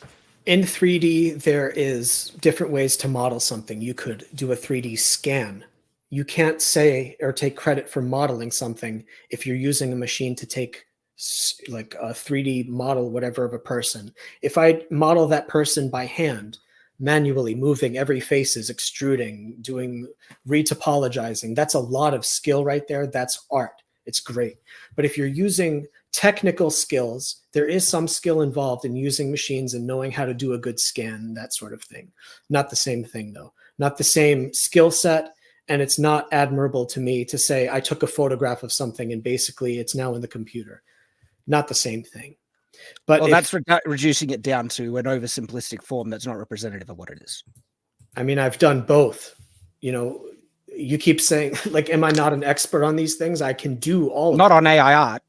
I don't need to use AI art, man. I can actually draw. Well, you don't know the different levels that's required or effort that's put into different levels of AI art. And you've been reducing and belittling it down to just a cheat, a random slot machine that gets random results, when you're discounting a lot of other methods of using it, which takes heaps of skill and effort on the individual. Well, while we're talking about individuals, we were saying that it's going to hurt jobs and that sort of thing. And I want to use an example that we found. I got a quote here. DreamWorks co-founder Jeff Katzenberg says AI will cut costs of animation for movies by 90% within the next 3 years. He said, in the good old days, you might need 500 artists and years to make a world-class animated movie, you know, Shrek or something. I don't think it will take 10% of that 3 years from now, end quote. So these are jobs. Let's say you can have AI do in-between frames. You got a few master artists and animators doing keyframes, but then the AI will do all the in-betweens and all the grunt work that you would have given off to like an intern or someone like a junior artist. But that's valuable experience they could be gaining so that they could become a keyframe artist or a high-level artist. If those people aren't getting paid to do professional work, they're not gaining the experience. They have to find jobs in other professions. So we're going to see, I think, as these companies start cutting costs for, you know, artists, they're going to be pocketing all the profits. Meanwhile, a lot of people, like in the traditional years, like say a Carl Barks who did the Donald Duck books, even in his 30s, he had to start at Disney as an intern, basically doing in-between frames for old Disney cartoons. And the way that you would start in those companies is you have to start at the bottom, doing the grunt work that nobody wants to do, the tedious stuff. But then they would gain the skills to become lead animators. And that's how you create a healthy ecosystem, say 20 years down the road. You're training people to do stuff that maybe nobody wants to do, but instead now you're handing that off to an AI that doesn't cost very much at all. I think that's going to kill many, many jobs, and I will not participate in the destruction of my profession. It's going to create a lot of other jobs as well. You know, what's going to be phenomenal about this is that if animation is only going to take 10% of the work to produce animated films, that means so many independents and indie studios will be able to make films of equivalent quality without needing to spend millions and millions of dollars. It's going to empower so many creators to be able to compete on a much, much higher level. And instead of needing to get hired and do grunt work at Pixar, they can make their own full-fledged films in their own studios because they'll be empowered and have the tools to do it. And that's phenomenal. And so this idea that automation is always bad is false and also not true historically. In most instances, automation enables people to be able to produce more, and it empowers them to be able to get rid of monotonous, tedious processes and actually get to the artistic expression that they want to do. And that's going to be incredible. And if it comes to the value or appreciation people have, right, going on this. So I think the cream will always rise to the surface, and the best of the best artists out there don't really have anything to fear. I think it will cull a lot of the mid-tier slop and the grunt work. And I don't think that necessarily is a bad thing if it's going to enable them to actually produce even better art with AI. And at the same time, then there is that democratization thing, right? There's going to be a group of people who do appreciate hand-drawn stuff. That's always going to be there. But for the most people, right, for just the market in general, they don't care. You give them a good product that's quality and affordable, they will love it. Like, we've been getting slop from Disney, crappy Marvel movies. If someone made a great Marvel film with the characters we love, Captain America, and it was made with AI, people are not going to care. They're going to get an awesome Captain America movie that they've wanted. And the fact that it was made with AI isn't going to mean spit. Like the scripts where they're saying it's so bad it must have been written by AI? It seems like AI could do a better job than their current scripts made by humans. How about we have talented humans do it instead? You need a I would love talented that. human to be able to guide it. Yeah. So we don't want AI. I agree in the arts. No. You need a talented human to work with it to get the best results. How about we don't use it at all and just have talented humans do the work? Because we'll get awesome products and it makes it accessible for more people to make great AI. AI sucks though. To you. That's your opinion with it. Yeah. People who And also, like art. Zuckerberg Right? took back that statement because he heard that it could do something. That was a billionaire making a statement about potentially being able to make more money. Yeah. So hang on, George. 10% or 90% of his stuff. If AI sucks, how is it going to take anyone's jobs? Because no one would want it because it sucks.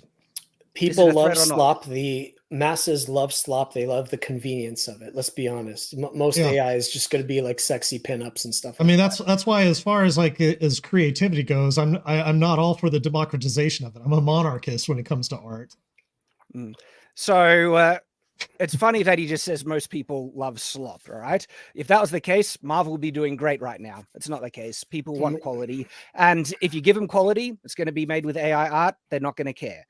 And so if it's all slop, the artists have nothing to worry about. No jobs are going to be sold because no one would want it. And so you're in a complete hypocritical position here. Either AI can make great quality stuff that people are going to want, and then it probably will threaten a lot of the low tier, low effort artists out there, or it's the opposite to that. Pick a side. The low tier artists will have to use AI to compete. So the mid-tier to higher tier artists are going to have to work even harder. So I'm not worried about that. The hardworking artists will find a way, like Jiro dreams of sushi. I love that movie. He's been making sushi forever, but he charges like $200 for one dinner, $300. But you could also go to 7-Eleven and get mass-produced sushi for like $2. People want to eat normal junk sushi, even though it's mass-produced. I can't stop them. But the fine stuff, the guy who devotes his life, he wakes up every morning dreaming of sushi. The people who dedicate their lives to their craft will continue to have, I don't know, some success. I wish the best for them. I've been struggling to find work, even with my skill set, let's say. I don't think I'm the best artist. But it's really hard to find work out there, especially when the market's saturated with junk. Maybe if you're willing to work with people who use, AI references. I will never work with anyone that uses AI. You know this. Well, that's probably why you might be struggling to get work. No, the reason I'm struggling to get work is because I get pulled off of like platforms like Patreon, but that has nothing to do with who I work with. There's people who want to work with me, Shad. You understand? Okay. I will not work with someone who uses it because they don't understand or appreciate what actual art looks like. If someone hands me a prompt and says, draw an image So hang on. They don't appreciate art if they use AI art? George, go ahead, finish your thought. I'm just saying I will not work with a client who hands me a piece of AI art and says, basically draw over this, launder this, so it's not AI art, and put your name on it. And let's assume, like if someone gives me a Van Gogh and says, repaint this, and then we'll say you did this. But they're not going to ask you to do that. But they're not going to ask you to do that, and you know it. They might give you a reference and say, here's a reference of what they want the character to look like. I don't work that way. If I'm drawing a book called Ghost of the Badlands right now, and it takes place in Arizona. It has cowboys and horses, and it takes place in the desert, and there's all kinds of guns that I had to learn how to model myself. I took a plane and I went to Arizona. I did my research. I took photos. I touched the weapons. I went to horse places. I'm learning how to ride a horse very soon. I'm doing all this research myself because it's like, I need to witness and feel these things with my own hands, my senses. It's when I'm drawing a piece of art and I want to deliver something to the people, I would rather give them one good book a year that's passionate and filled with my own research, and the art is rich with my own experience, versus something like if I put out 10 books that the art is just half generated by a computer. I think that's an insult to the audience. I don't even want to sell them that. I would rather have less money for one good book than make a ton of money from 10 crap books. Yeah, a lot of straw mans and, reductions. You keep saying that, dude. Can you just because accept? You're doing it. You're talking to an expert, dude. It's not a straw man. So this is what you were straw manning, right? You were trying to say that the 10 books would be less quality. Yeah, faster books. You've automatically reduced the quality of them because it's done by AI. You guys, all right. Can you agree that faster books generally are drawn more poorly? Not with AI. It can produce awesome looking art that's better than a lot of mid-tier They're not artists. drawn though. That's the problem. They're Doesn't rendered. matter to the audit. Doesn't matter if it's quality. People will want it. I know. I mean, The it's argument wasn't about whether they were drawn or not. It was about the speed and the efficiency of them coming out. Are there any examples of this? Like, do people actually buy that crap? Oh, I'll see myself because I'll be producing some. And I'll put it this way. But all Shad. right, actually, no, there is Palworld. Palworld was accused of using AI things, and it isn't even determined if it is or not. But there was a lot of accusations that Palworld used a lot of AI assets, and guess what? People didn't care. Still sold. All right. But here's the thing, Shad. One quick thing, Craig. Sure. Shad, I would never buy any of your AI work. I would buy one of your original drawings because I know for a fact, regardless of everything else, like I know for a fact that everything that is you, that is Shad, that you're interested in, your life, your experiences went into that one drawing that you did manually. I saw a lot of people like trying to roast your draftsmanship in that Twitter thread that we got into. Like, yeah. I honestly saw your stuff and I understand like there's things I could nitpick about it, but there's a certain charm to it that I hope you will one day circle back around to and amplify that rather than let the machine amplify what you think is you, what it's telling you is you. Well, I get to determine and push the machine towards the styles I want. And so that ultimately will be the result. But your standard that you would never buy an AI thing is not reflective of the market generally. A market generally, if it's quality and affordable and they actually want it, like, you know, if a great Marvel movie was made with AI and it finally gives us what we want, like Captain America being Captain America or Superman being Superman, people will consume it and they'll love it. Most people, not you, but most people. Right. And the fact that AI was used to do it, they'll be grateful because it enabled people to give them the product they want. And without AI, there might be very many things that people want in the market that they would buy for, but it can't be produced. AI will enable people to make things that people want. Endless trash. Love it.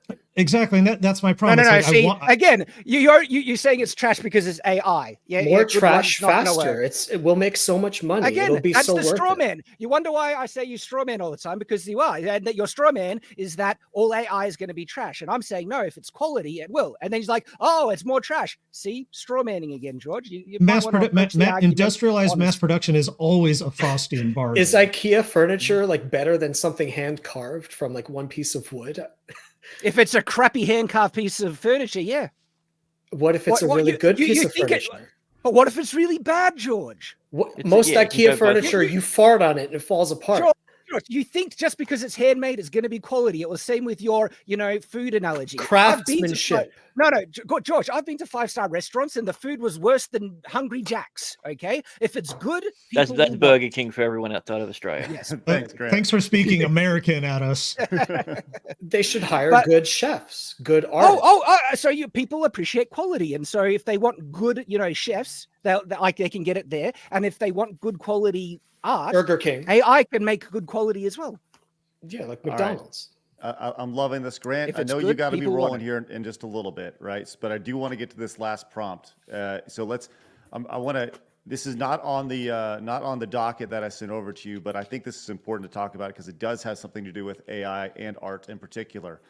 And I want to get into this Taylor Swift stuff from this past couple weeks, where that is out of left field. It is, but I think it's important to talk about because. Okay, I know where you're going with it. Okay, yeah. So. There's now being suggested for tougher AI policies that could protect people from AI-generated imagery. There was AI imagery of Taylor Swift doing all sorts of naughty things with the entire Kansas City Chiefs and all sorts of stuff.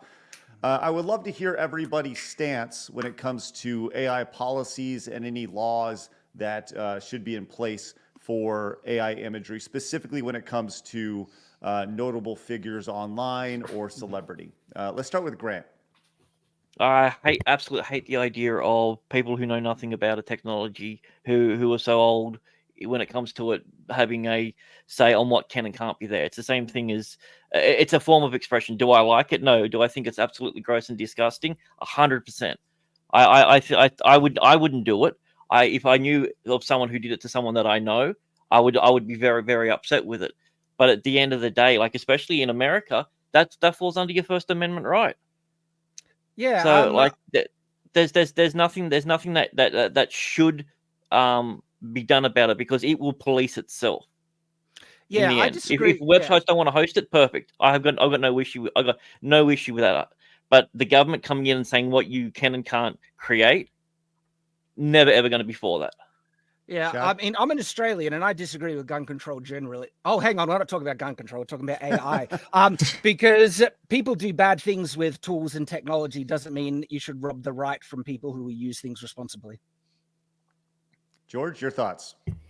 I actually don't disagree with that particular statement. However, there are nuances here that I don't think we're going to even hear about for another 5 years. Where, what if it's not Taylor Swift? What if it's something even worse? And I hesitate to even say it online. But there are things that are going to come out of AI generated art that is going to horrify people beyond.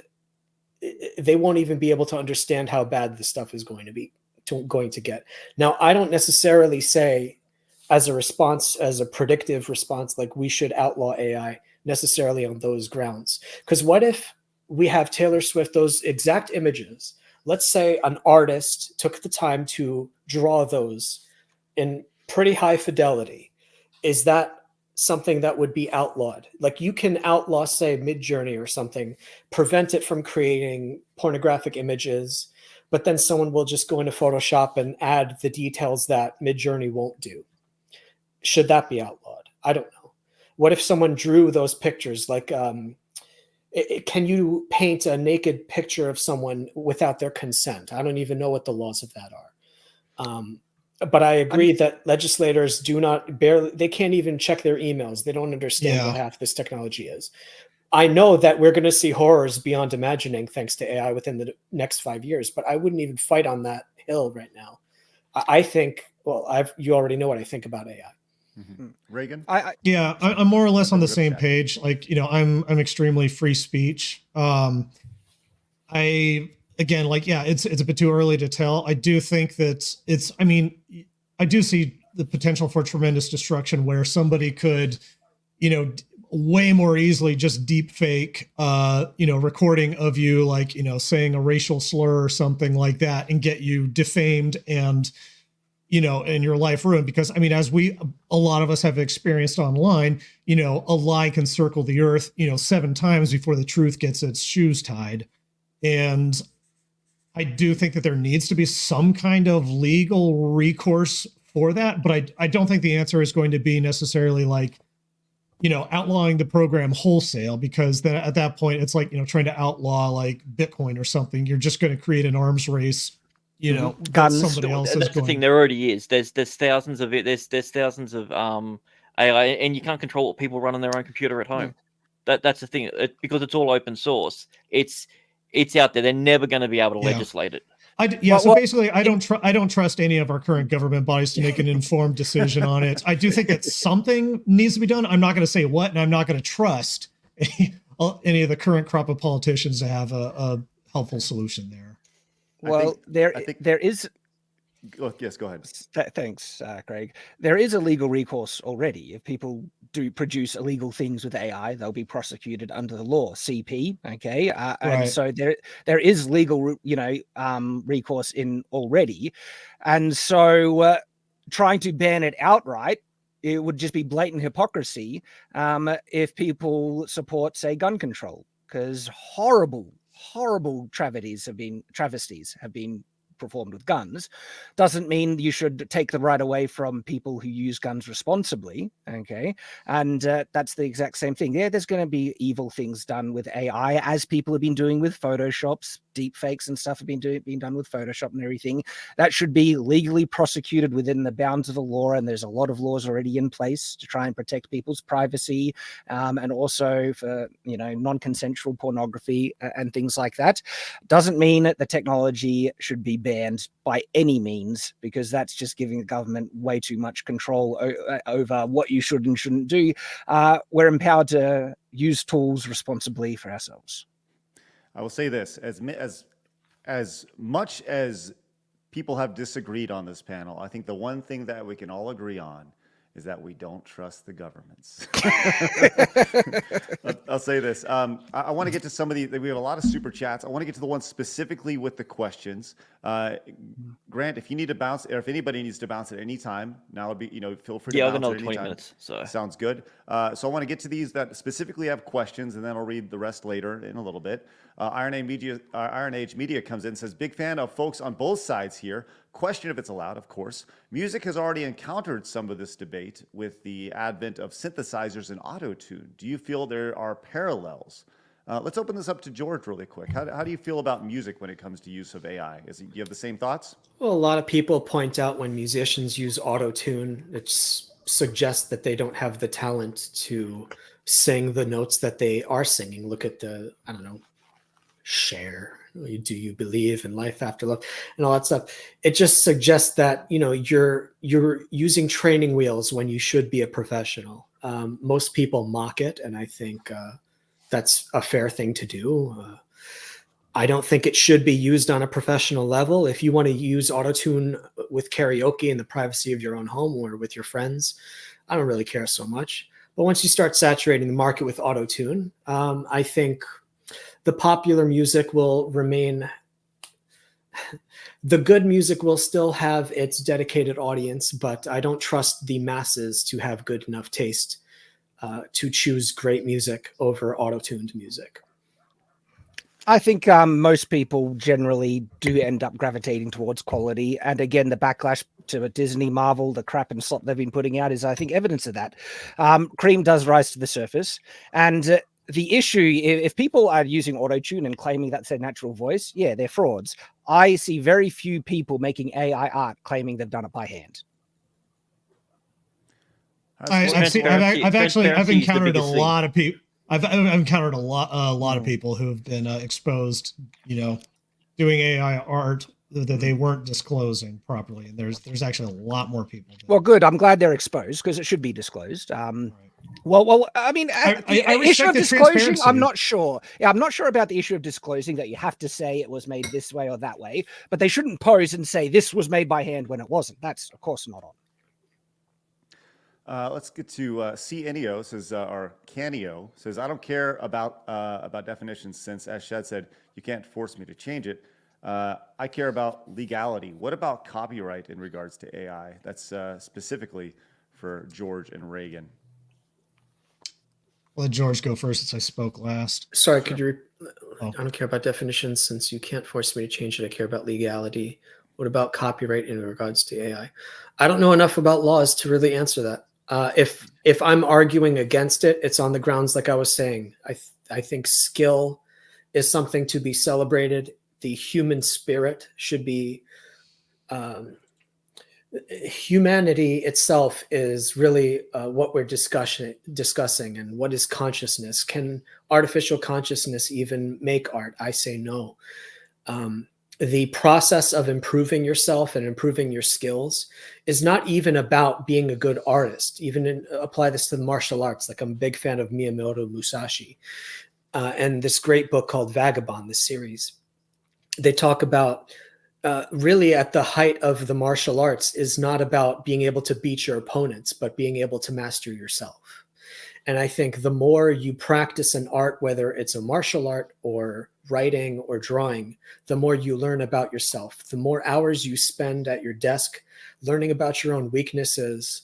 That's the process of climbing the mountain. And that's why I admire great artists or chefs like Jiro, who spend their whole lives on a discipline.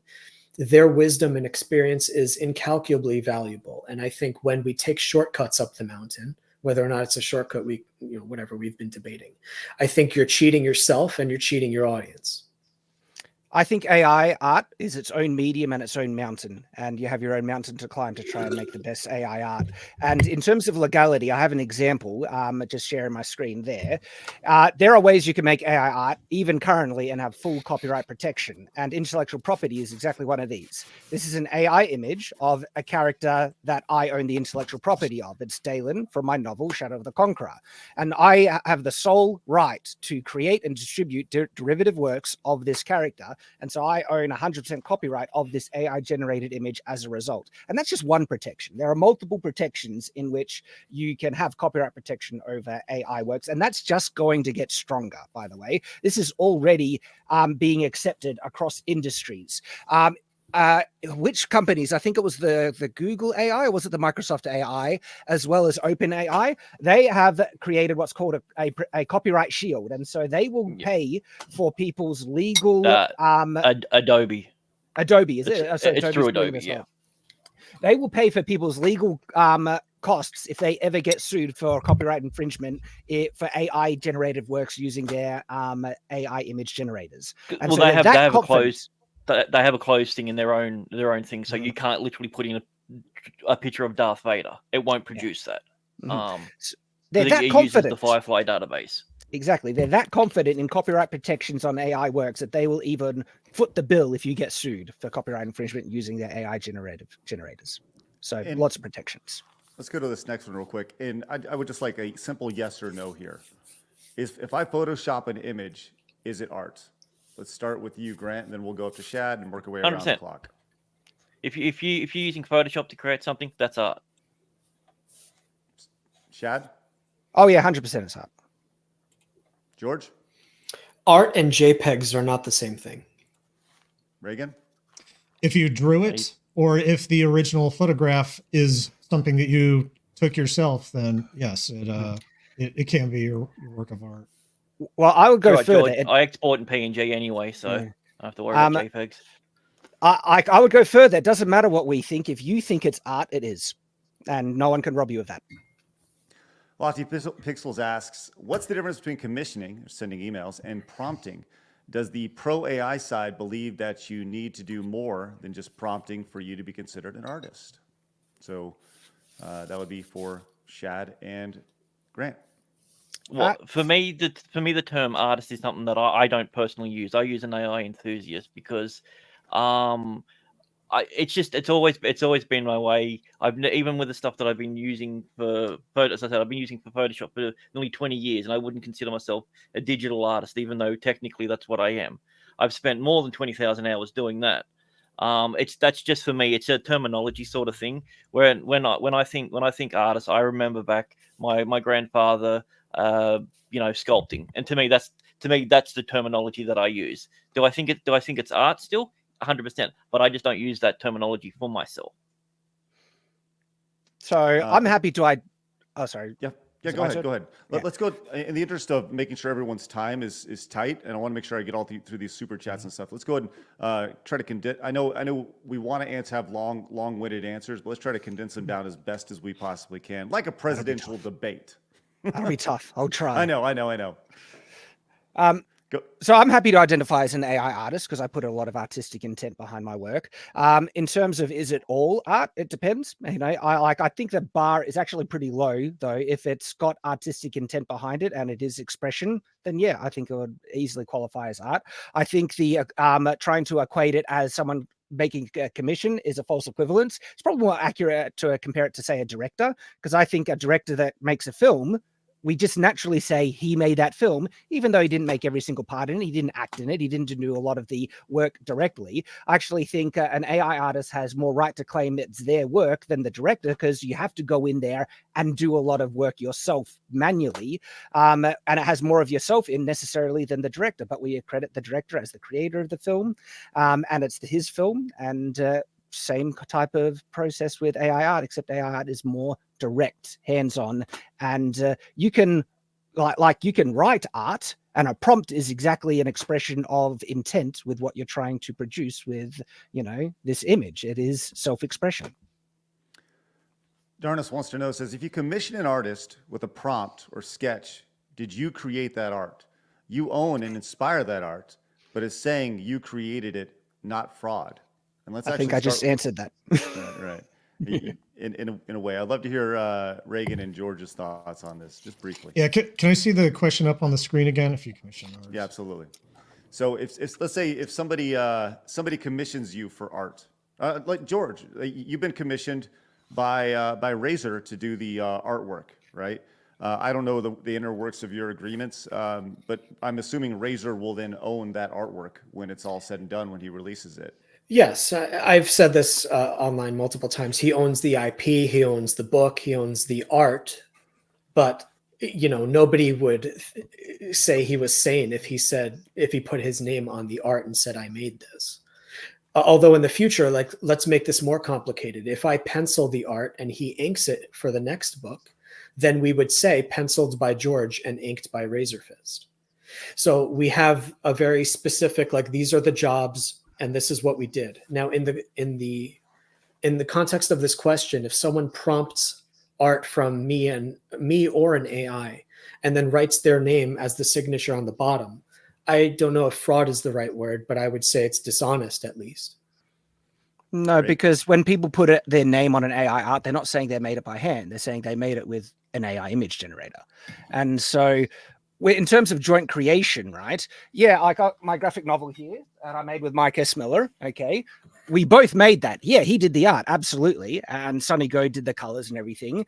But I also have a claim of ownership in terms of being part of its creation, because I'm the creator of the IP, the characters and everything like that. But suddenly, if you take away, if the other people who had a hand in this didn't have a hand in it, and I was the only human creative input, you have no other name to put to it apart from your own, because you made it. Okay. And so that's why people are absolutely able to put their name on AI art, and they're not saying they made it by hand, but they did create it with AI tools. Absolutely.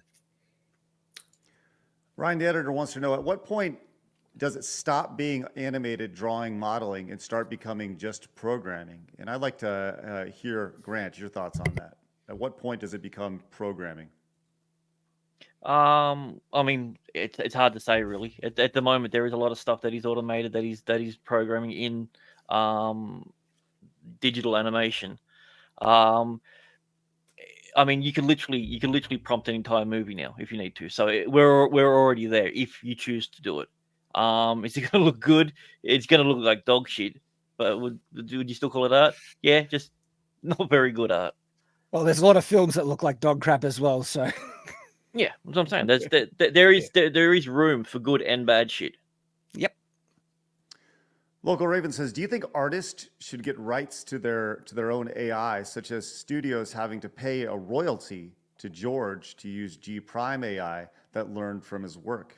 George, what are your thoughts on that?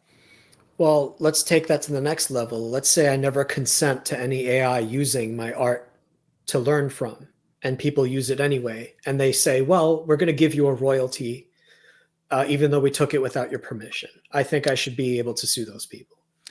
They don't need your permission. I think I should be able to sue those people. No, well, you don't. No, you can people sue are them, allowed. Let me but give you an example. You can try.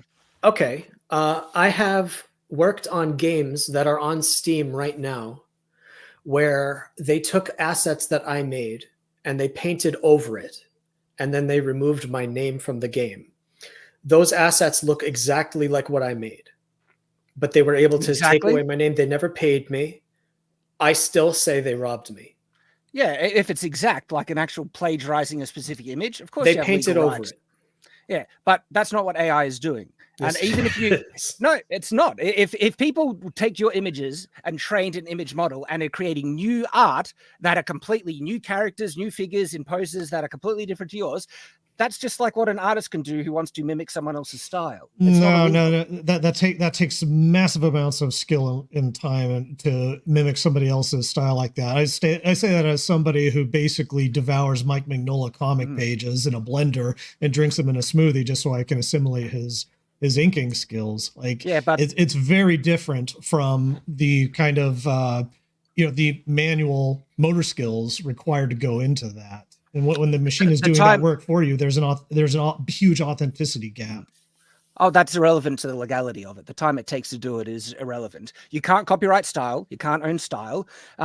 People have been copying the anime style heaps, and even more subsets of the anime style, like in Dragon Quest or Dragon Ball Z. That's very specific anime style. I can draw a character in that style pretty easily, copy it completely, and I'm perfectly entitled to do that. You can't copyright or own style. And so there's a difference between plagiarizing a specific image. If you do that with AI, that's illegal, just like if you did it with Photoshop, okay? But copying style, You do not need someone's consent to do that, and there's no legal recourse. You might not like it, right? But as long as you obtain the art legally, and if you post art online to be viewed by the public, that's distributing it globally, all right? Now anyone who views it has obtained the art legally, and then they can do anything they want with it that is within the bounds of the law, which includes transformative uses. And that's exactly what the AI training is. It doesn't duplicate it. It's not stored in the image models.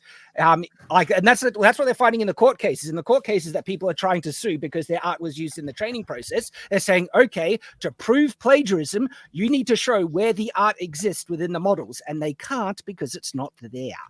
Because it's all just broken down noise, and then that noise is converted into ones and zeros. Well, not even that. It's a diffusion pattern process. Like an AI, when it creates but an that's image using of a this. cat. That's okay. We're talking about two different methods of generation. I'm talking about what Midjourney uses. So, Not the stable diffusion model. So. Yeah, because stable diffusion, when it makes an image of a cat, it's not referencing the hundreds of images of cats it trained off of. The training was literally to try and teach the AI what a cat looks like. And when you say, give me an image of a cat, it creates a brand new image of a cat from its understanding of what a cat looks like from the diffusion pattern process. All right, we are coming up at the top of the hour, and we've been going for almost 2 hours at this point. I'm going to give you guys an opportunity to roll out, we're going to finish up with some of these super chats. But I would like to thank you guys tremendously for your time, and I think that tonight was a really, really interesting conversation, and it was really interesting to hear both sides. As somebody who is just kind of an observer from both sides of this thing and kind of caught in the middle, I value both your opinions, and I think that the conversation was just as lively in our chat as it was in here as well. So once again, I encourage everybody to please go check out everybody's channels. They're down in the description below. And thank you guys very much for your support. Shad, thank you very much. Grant, thank you very much. George, thank you very much. And Reagan, thank you very much, guys. I genuinely appreciate you guys coming in and hanging out with us tonight. It was good to be here.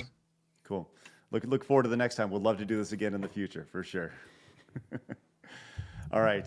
Once again, if you guys want to bounce, feel free. Just go ahead, hit leave studio, and we'll catch up with you guys soon. Appreciate that, guys. All right. Sounds good. Awesome.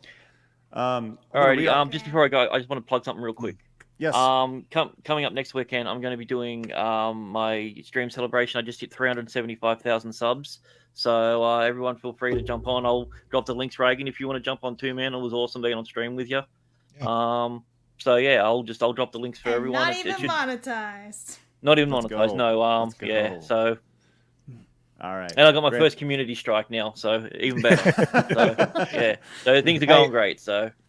Great. It was great to meet you, mate. Yeah, you too, buddy. Even though Good you are a partner in the Victorian, discussion. it was nice being on stream with you. Yeah. Have a good one, Awesome. guys. Guys, thank Thanks, you Grant. again. Shad, phenomenal stuff. Reagan, thank you guys. Thank you guys very Thank you. much. Genuinely. Yeah. I'm going to bounce as. Oh, sorry. Go ahead, Shad. Well, I was happy to hang out for as long as you wanted, super chats and stuff. Is that what Yeah, you guys let's were going do to it. do? Yeah. Yeah, absolutely. Yeah. Reagan, I got you to said you had bounce real. Thank you, Reagan. Yeah, I want to bounce, but I just want to leave you all with a parting quote. I want to encourage anybody who is doing AI to not neglect your traditional foundational skills, because at some point, when all of our technology is gone and we lose all of our tablets, our prompts, and all that stuff, you will pray one day to have a draw chud with a pencil by your side. It's a quote I heard from Conan the Drawbarian. Anyways, thanks for having me on, Craig. Chad, it was good to meet Reagan. you. I'll see you, Yeah, Blabs. likewise. Reagan, thank you very All right. much, man. Appreciate Have a you. good one. All right. Awesome That stuff. was great. Yeah, that was really enjoyable. That was really fun to listen to. I'm like from you, all Craig. sides. I'm very much. Whoa! It was like a tennis match. You guys were so good. I was like, oh. Yeah, Blabs is DMing me. She's like, this is so much fun to watch. I hope it was for you guys tuning in. Let's go get through these super chats real quick, and thank you again for your support, guys. Genuinely appreciate it. AC Kim says, if anything goes wrong, it's Blab's fault. This is true. It always is. Winterfell came in and says, USA all the way. The Oreo line can defeat Skynet. All right. Thanks, Winterfell. Appreciate that. Drive-by commenter says, my main concern is the market saturation, how this phenomenon may make people more codependent on all these services, not just for our consumption, but for how we fundamentally express. I think that's an interesting, for sure, drive-by commenter. Can I just jump on that? Yes. Market saturation is an interesting one. What I generally find when that happens is that people end up ignoring the sludge, and it's really easy to tell the mid-tier stuff. And again, the cream rises to the surface, whether it's AI or handmade, and there will be market saturation. I think that's a given, but there's a difference between low effort AI art and really good AI art, and it's actually not that difficult to tell the difference. And the best rises to the surface. I'll tell you this, as somebody who's put in a mid-journey prompt or two, I know low quality AI art. Mate, try and get something with a sword and make the sword look actually like it has proper shape. You'll find how hard that is. Nope, can't do that. Alex says this panel should come up with a new name for AI art. I'd argue intelligence isn't involved yet. Anyways, thanks, Alex. Appreciate that. Stanke Pousse came in, says maybe we need a new name, artificial art. Thank you. Stanke. I say AI assisted art is probably the best one when there's significant human input, because just say it's only made by the AI doesn't honestly translate. AC came back and says, and if art is made through imagination, then AI art is art because it took someone's imagination to type out the scene for it to be generated. Stop dismissing the person that typed out the scene. Thank you, AC. Appreciate that. Like I said, people have been very passionate about this, and I love it, man. I love it. Dumb username says, the debate is moot. The technology already exists.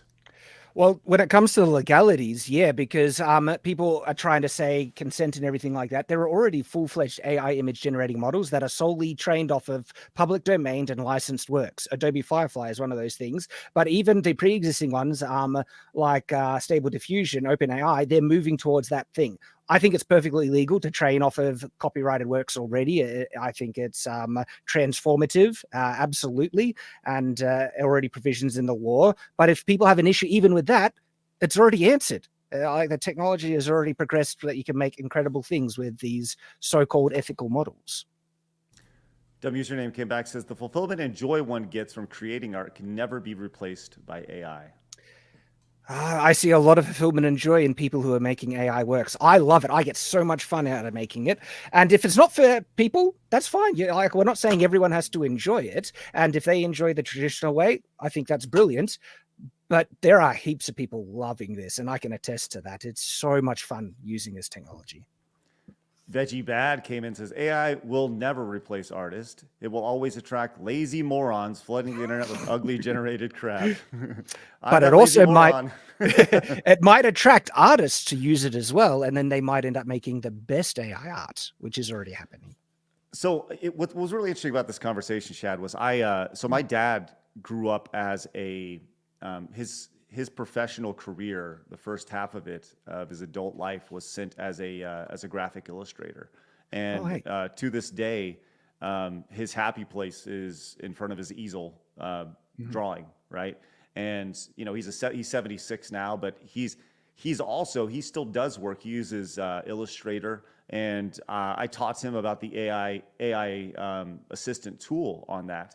And he has a very unique art style that the AI tool was able to not recreate, but you could definitely see the inspiration from my dad's artwork. And it was really interesting to see how that went. But so, for me, this was going back and forth. I definitely felt, as somebody who's the tweener, I definitely felt both arguments on each side. It was really interesting, for sure. Monkey Boy came in. Monkey Boy Handcramp says, I think being an artist is about knowing how to form a human. For example, if you can form an eye better, you're a better artist. Painting translates to sculpting. Shad, you lazy. Yeah, I'd like to see how much time let them see how much time I put into making some of my AI works. And so laziness isn't an argument for some people who use it. There are lazy regular artists as well that just spit out generic crap and don't put effort into it. But the amount of time or effort actually doesn't validate or invalidate the work. It's the expression and also the end state quality of it, I'd say. Dumb username says, a pro for AI art. It's one step closer to that Star Trek holodeck come room. The reason everyone is so calm on that show. Thank you very much. Appreciate that. We're getting there. We're getting there. Stanky came back, says, FYI, pro athletes use special shoes and clothes all the time to get an advantage. George just scored on himself. AC came back, says, art isn't a competition. Customers determine value. Photoshop, digital art, and AI art are tools. Also, remember, writers are artists as well. If AI craft, thank you for that. I don't know what that meant, but the Ultimate Kahuna says, specifically in the Iron Age, one of our biggest selling points is authenticity. I can't think of many things less authentic than AI, quote unquote, productions. It depends how much human input and expression you put into it. And I agree, there's low effort AI sludge out there, but then there's really high effort AI works that has heaps of human input. And some of it looks absolutely phenomenal that I would happily hang on my wall. And I think a lot of people also see that as well. Dumb username asks, can AI art feed the artist's soul? And I'm going to guess, Shad, you're going to say yes. It feeds mine. AC came back, says, the free market is a determined value, not the artist. Art is a product and will always be a product. Dumb username came back, says, I heard Jiro's sushi sucks. I think I'm saying that right, Jiro's, because people like it because the story behind it, but not the craft. Like the Mona Lisa, average painting, interesting history. It's always about the story. Nightmare says, it's not art until Squidward puts his nose on it. Thank you. Shadow Fox came in with a $49.99 super chat. Says, as someone who isn't an artist, AI makes me terrified for the future of art. We are going to go from a world of Akira and Bashki to Steven Universe. Nothing will be real. It will be poured out like rain, and creativity will disappear. Thank you, Shadow Fox. Appreciate that. See, I don't think it'll disappear. I think it'll let people express their creativity quite a lot. And again, like there's going to be sludge, there's going to be an oversaturation, but that just means the ones that are actually making exceptional stuff will stand out the more. Cesario came in, panelist. We're going to see horrors cooked up by AI soon. I survived the 2000s Chan boards culture like Guru Chan. That's funny. Yeah, Blabs, definitely don't do that. I don't even. Yeah, I don't. Don't do it. Ian so forth came in and says, so artificial consciousness does not even exist. All right, Ian, thank you very much. That's massive with the 50. By the way, I have all your names over here on my. I'm going to put you guys on the wall here. Everybody who came in with the 50s tonight. That's massive. Jacob Foxfires came in and says, my entire issue comes back to the food analogy. Fast food is still food. You can argue about the health, the quality, the popularity. That doesn't matter because it is still food you eat. And sometimes it tastes better than 5-star food as well. And sometimes you can get fast food that's also healthy. And if it's good and affordable, people will consume it. And I think I think fast food, that if it offers food more conveniently and more accessible to people at a lower, income bracket, I think that's a good thing. I think creating accessibility for people, it ultimately enables them to have more freedom and more options. Well, and there are different levels of fast food. There's McDonald's, and then there's, In-N-Out Burger, right? Which, In-N-Out Burger's like high quality burgers, right? Yeah. Or Chick-fil-A, great chicken sandwich, like I'm just saying, there's high quality fast food. And then there's Burger King, or what do you guys call Burger King? Hungry Jack's. It's Jacks, yeah, whatever. And Australian Hungry Jack's burgers are way better than McDonald's burgers over here, at least. What's your take on the Farmers Union? Do you like them? I don't know too much about it. You've never had a Farmers Union? Like the iced coffee? Oh, no, I'm not familiar with Maybe it. Maybe it's like a Southern Australian thing. I don't know. Maybe. Yeah. Look at Blabs out Australian. That's good. I went and visited there in September, and I got obsessed with the Farmers Union iced coffee. Okay. Well, that's good. Well, that's not common in, well, maybe in Melbourne, maybe it's more, city kind of thing. But Maybe. to Craig's point, yeah, you're absolutely right. There is low quality AI and there's high quality AI. And to just belittle and reduce it down to one box is profoundly ignorant on what it is able to make, what's already out there, and what people can do with it. Slyglass says, when using 3D assets, should you give credit for the website you got them from?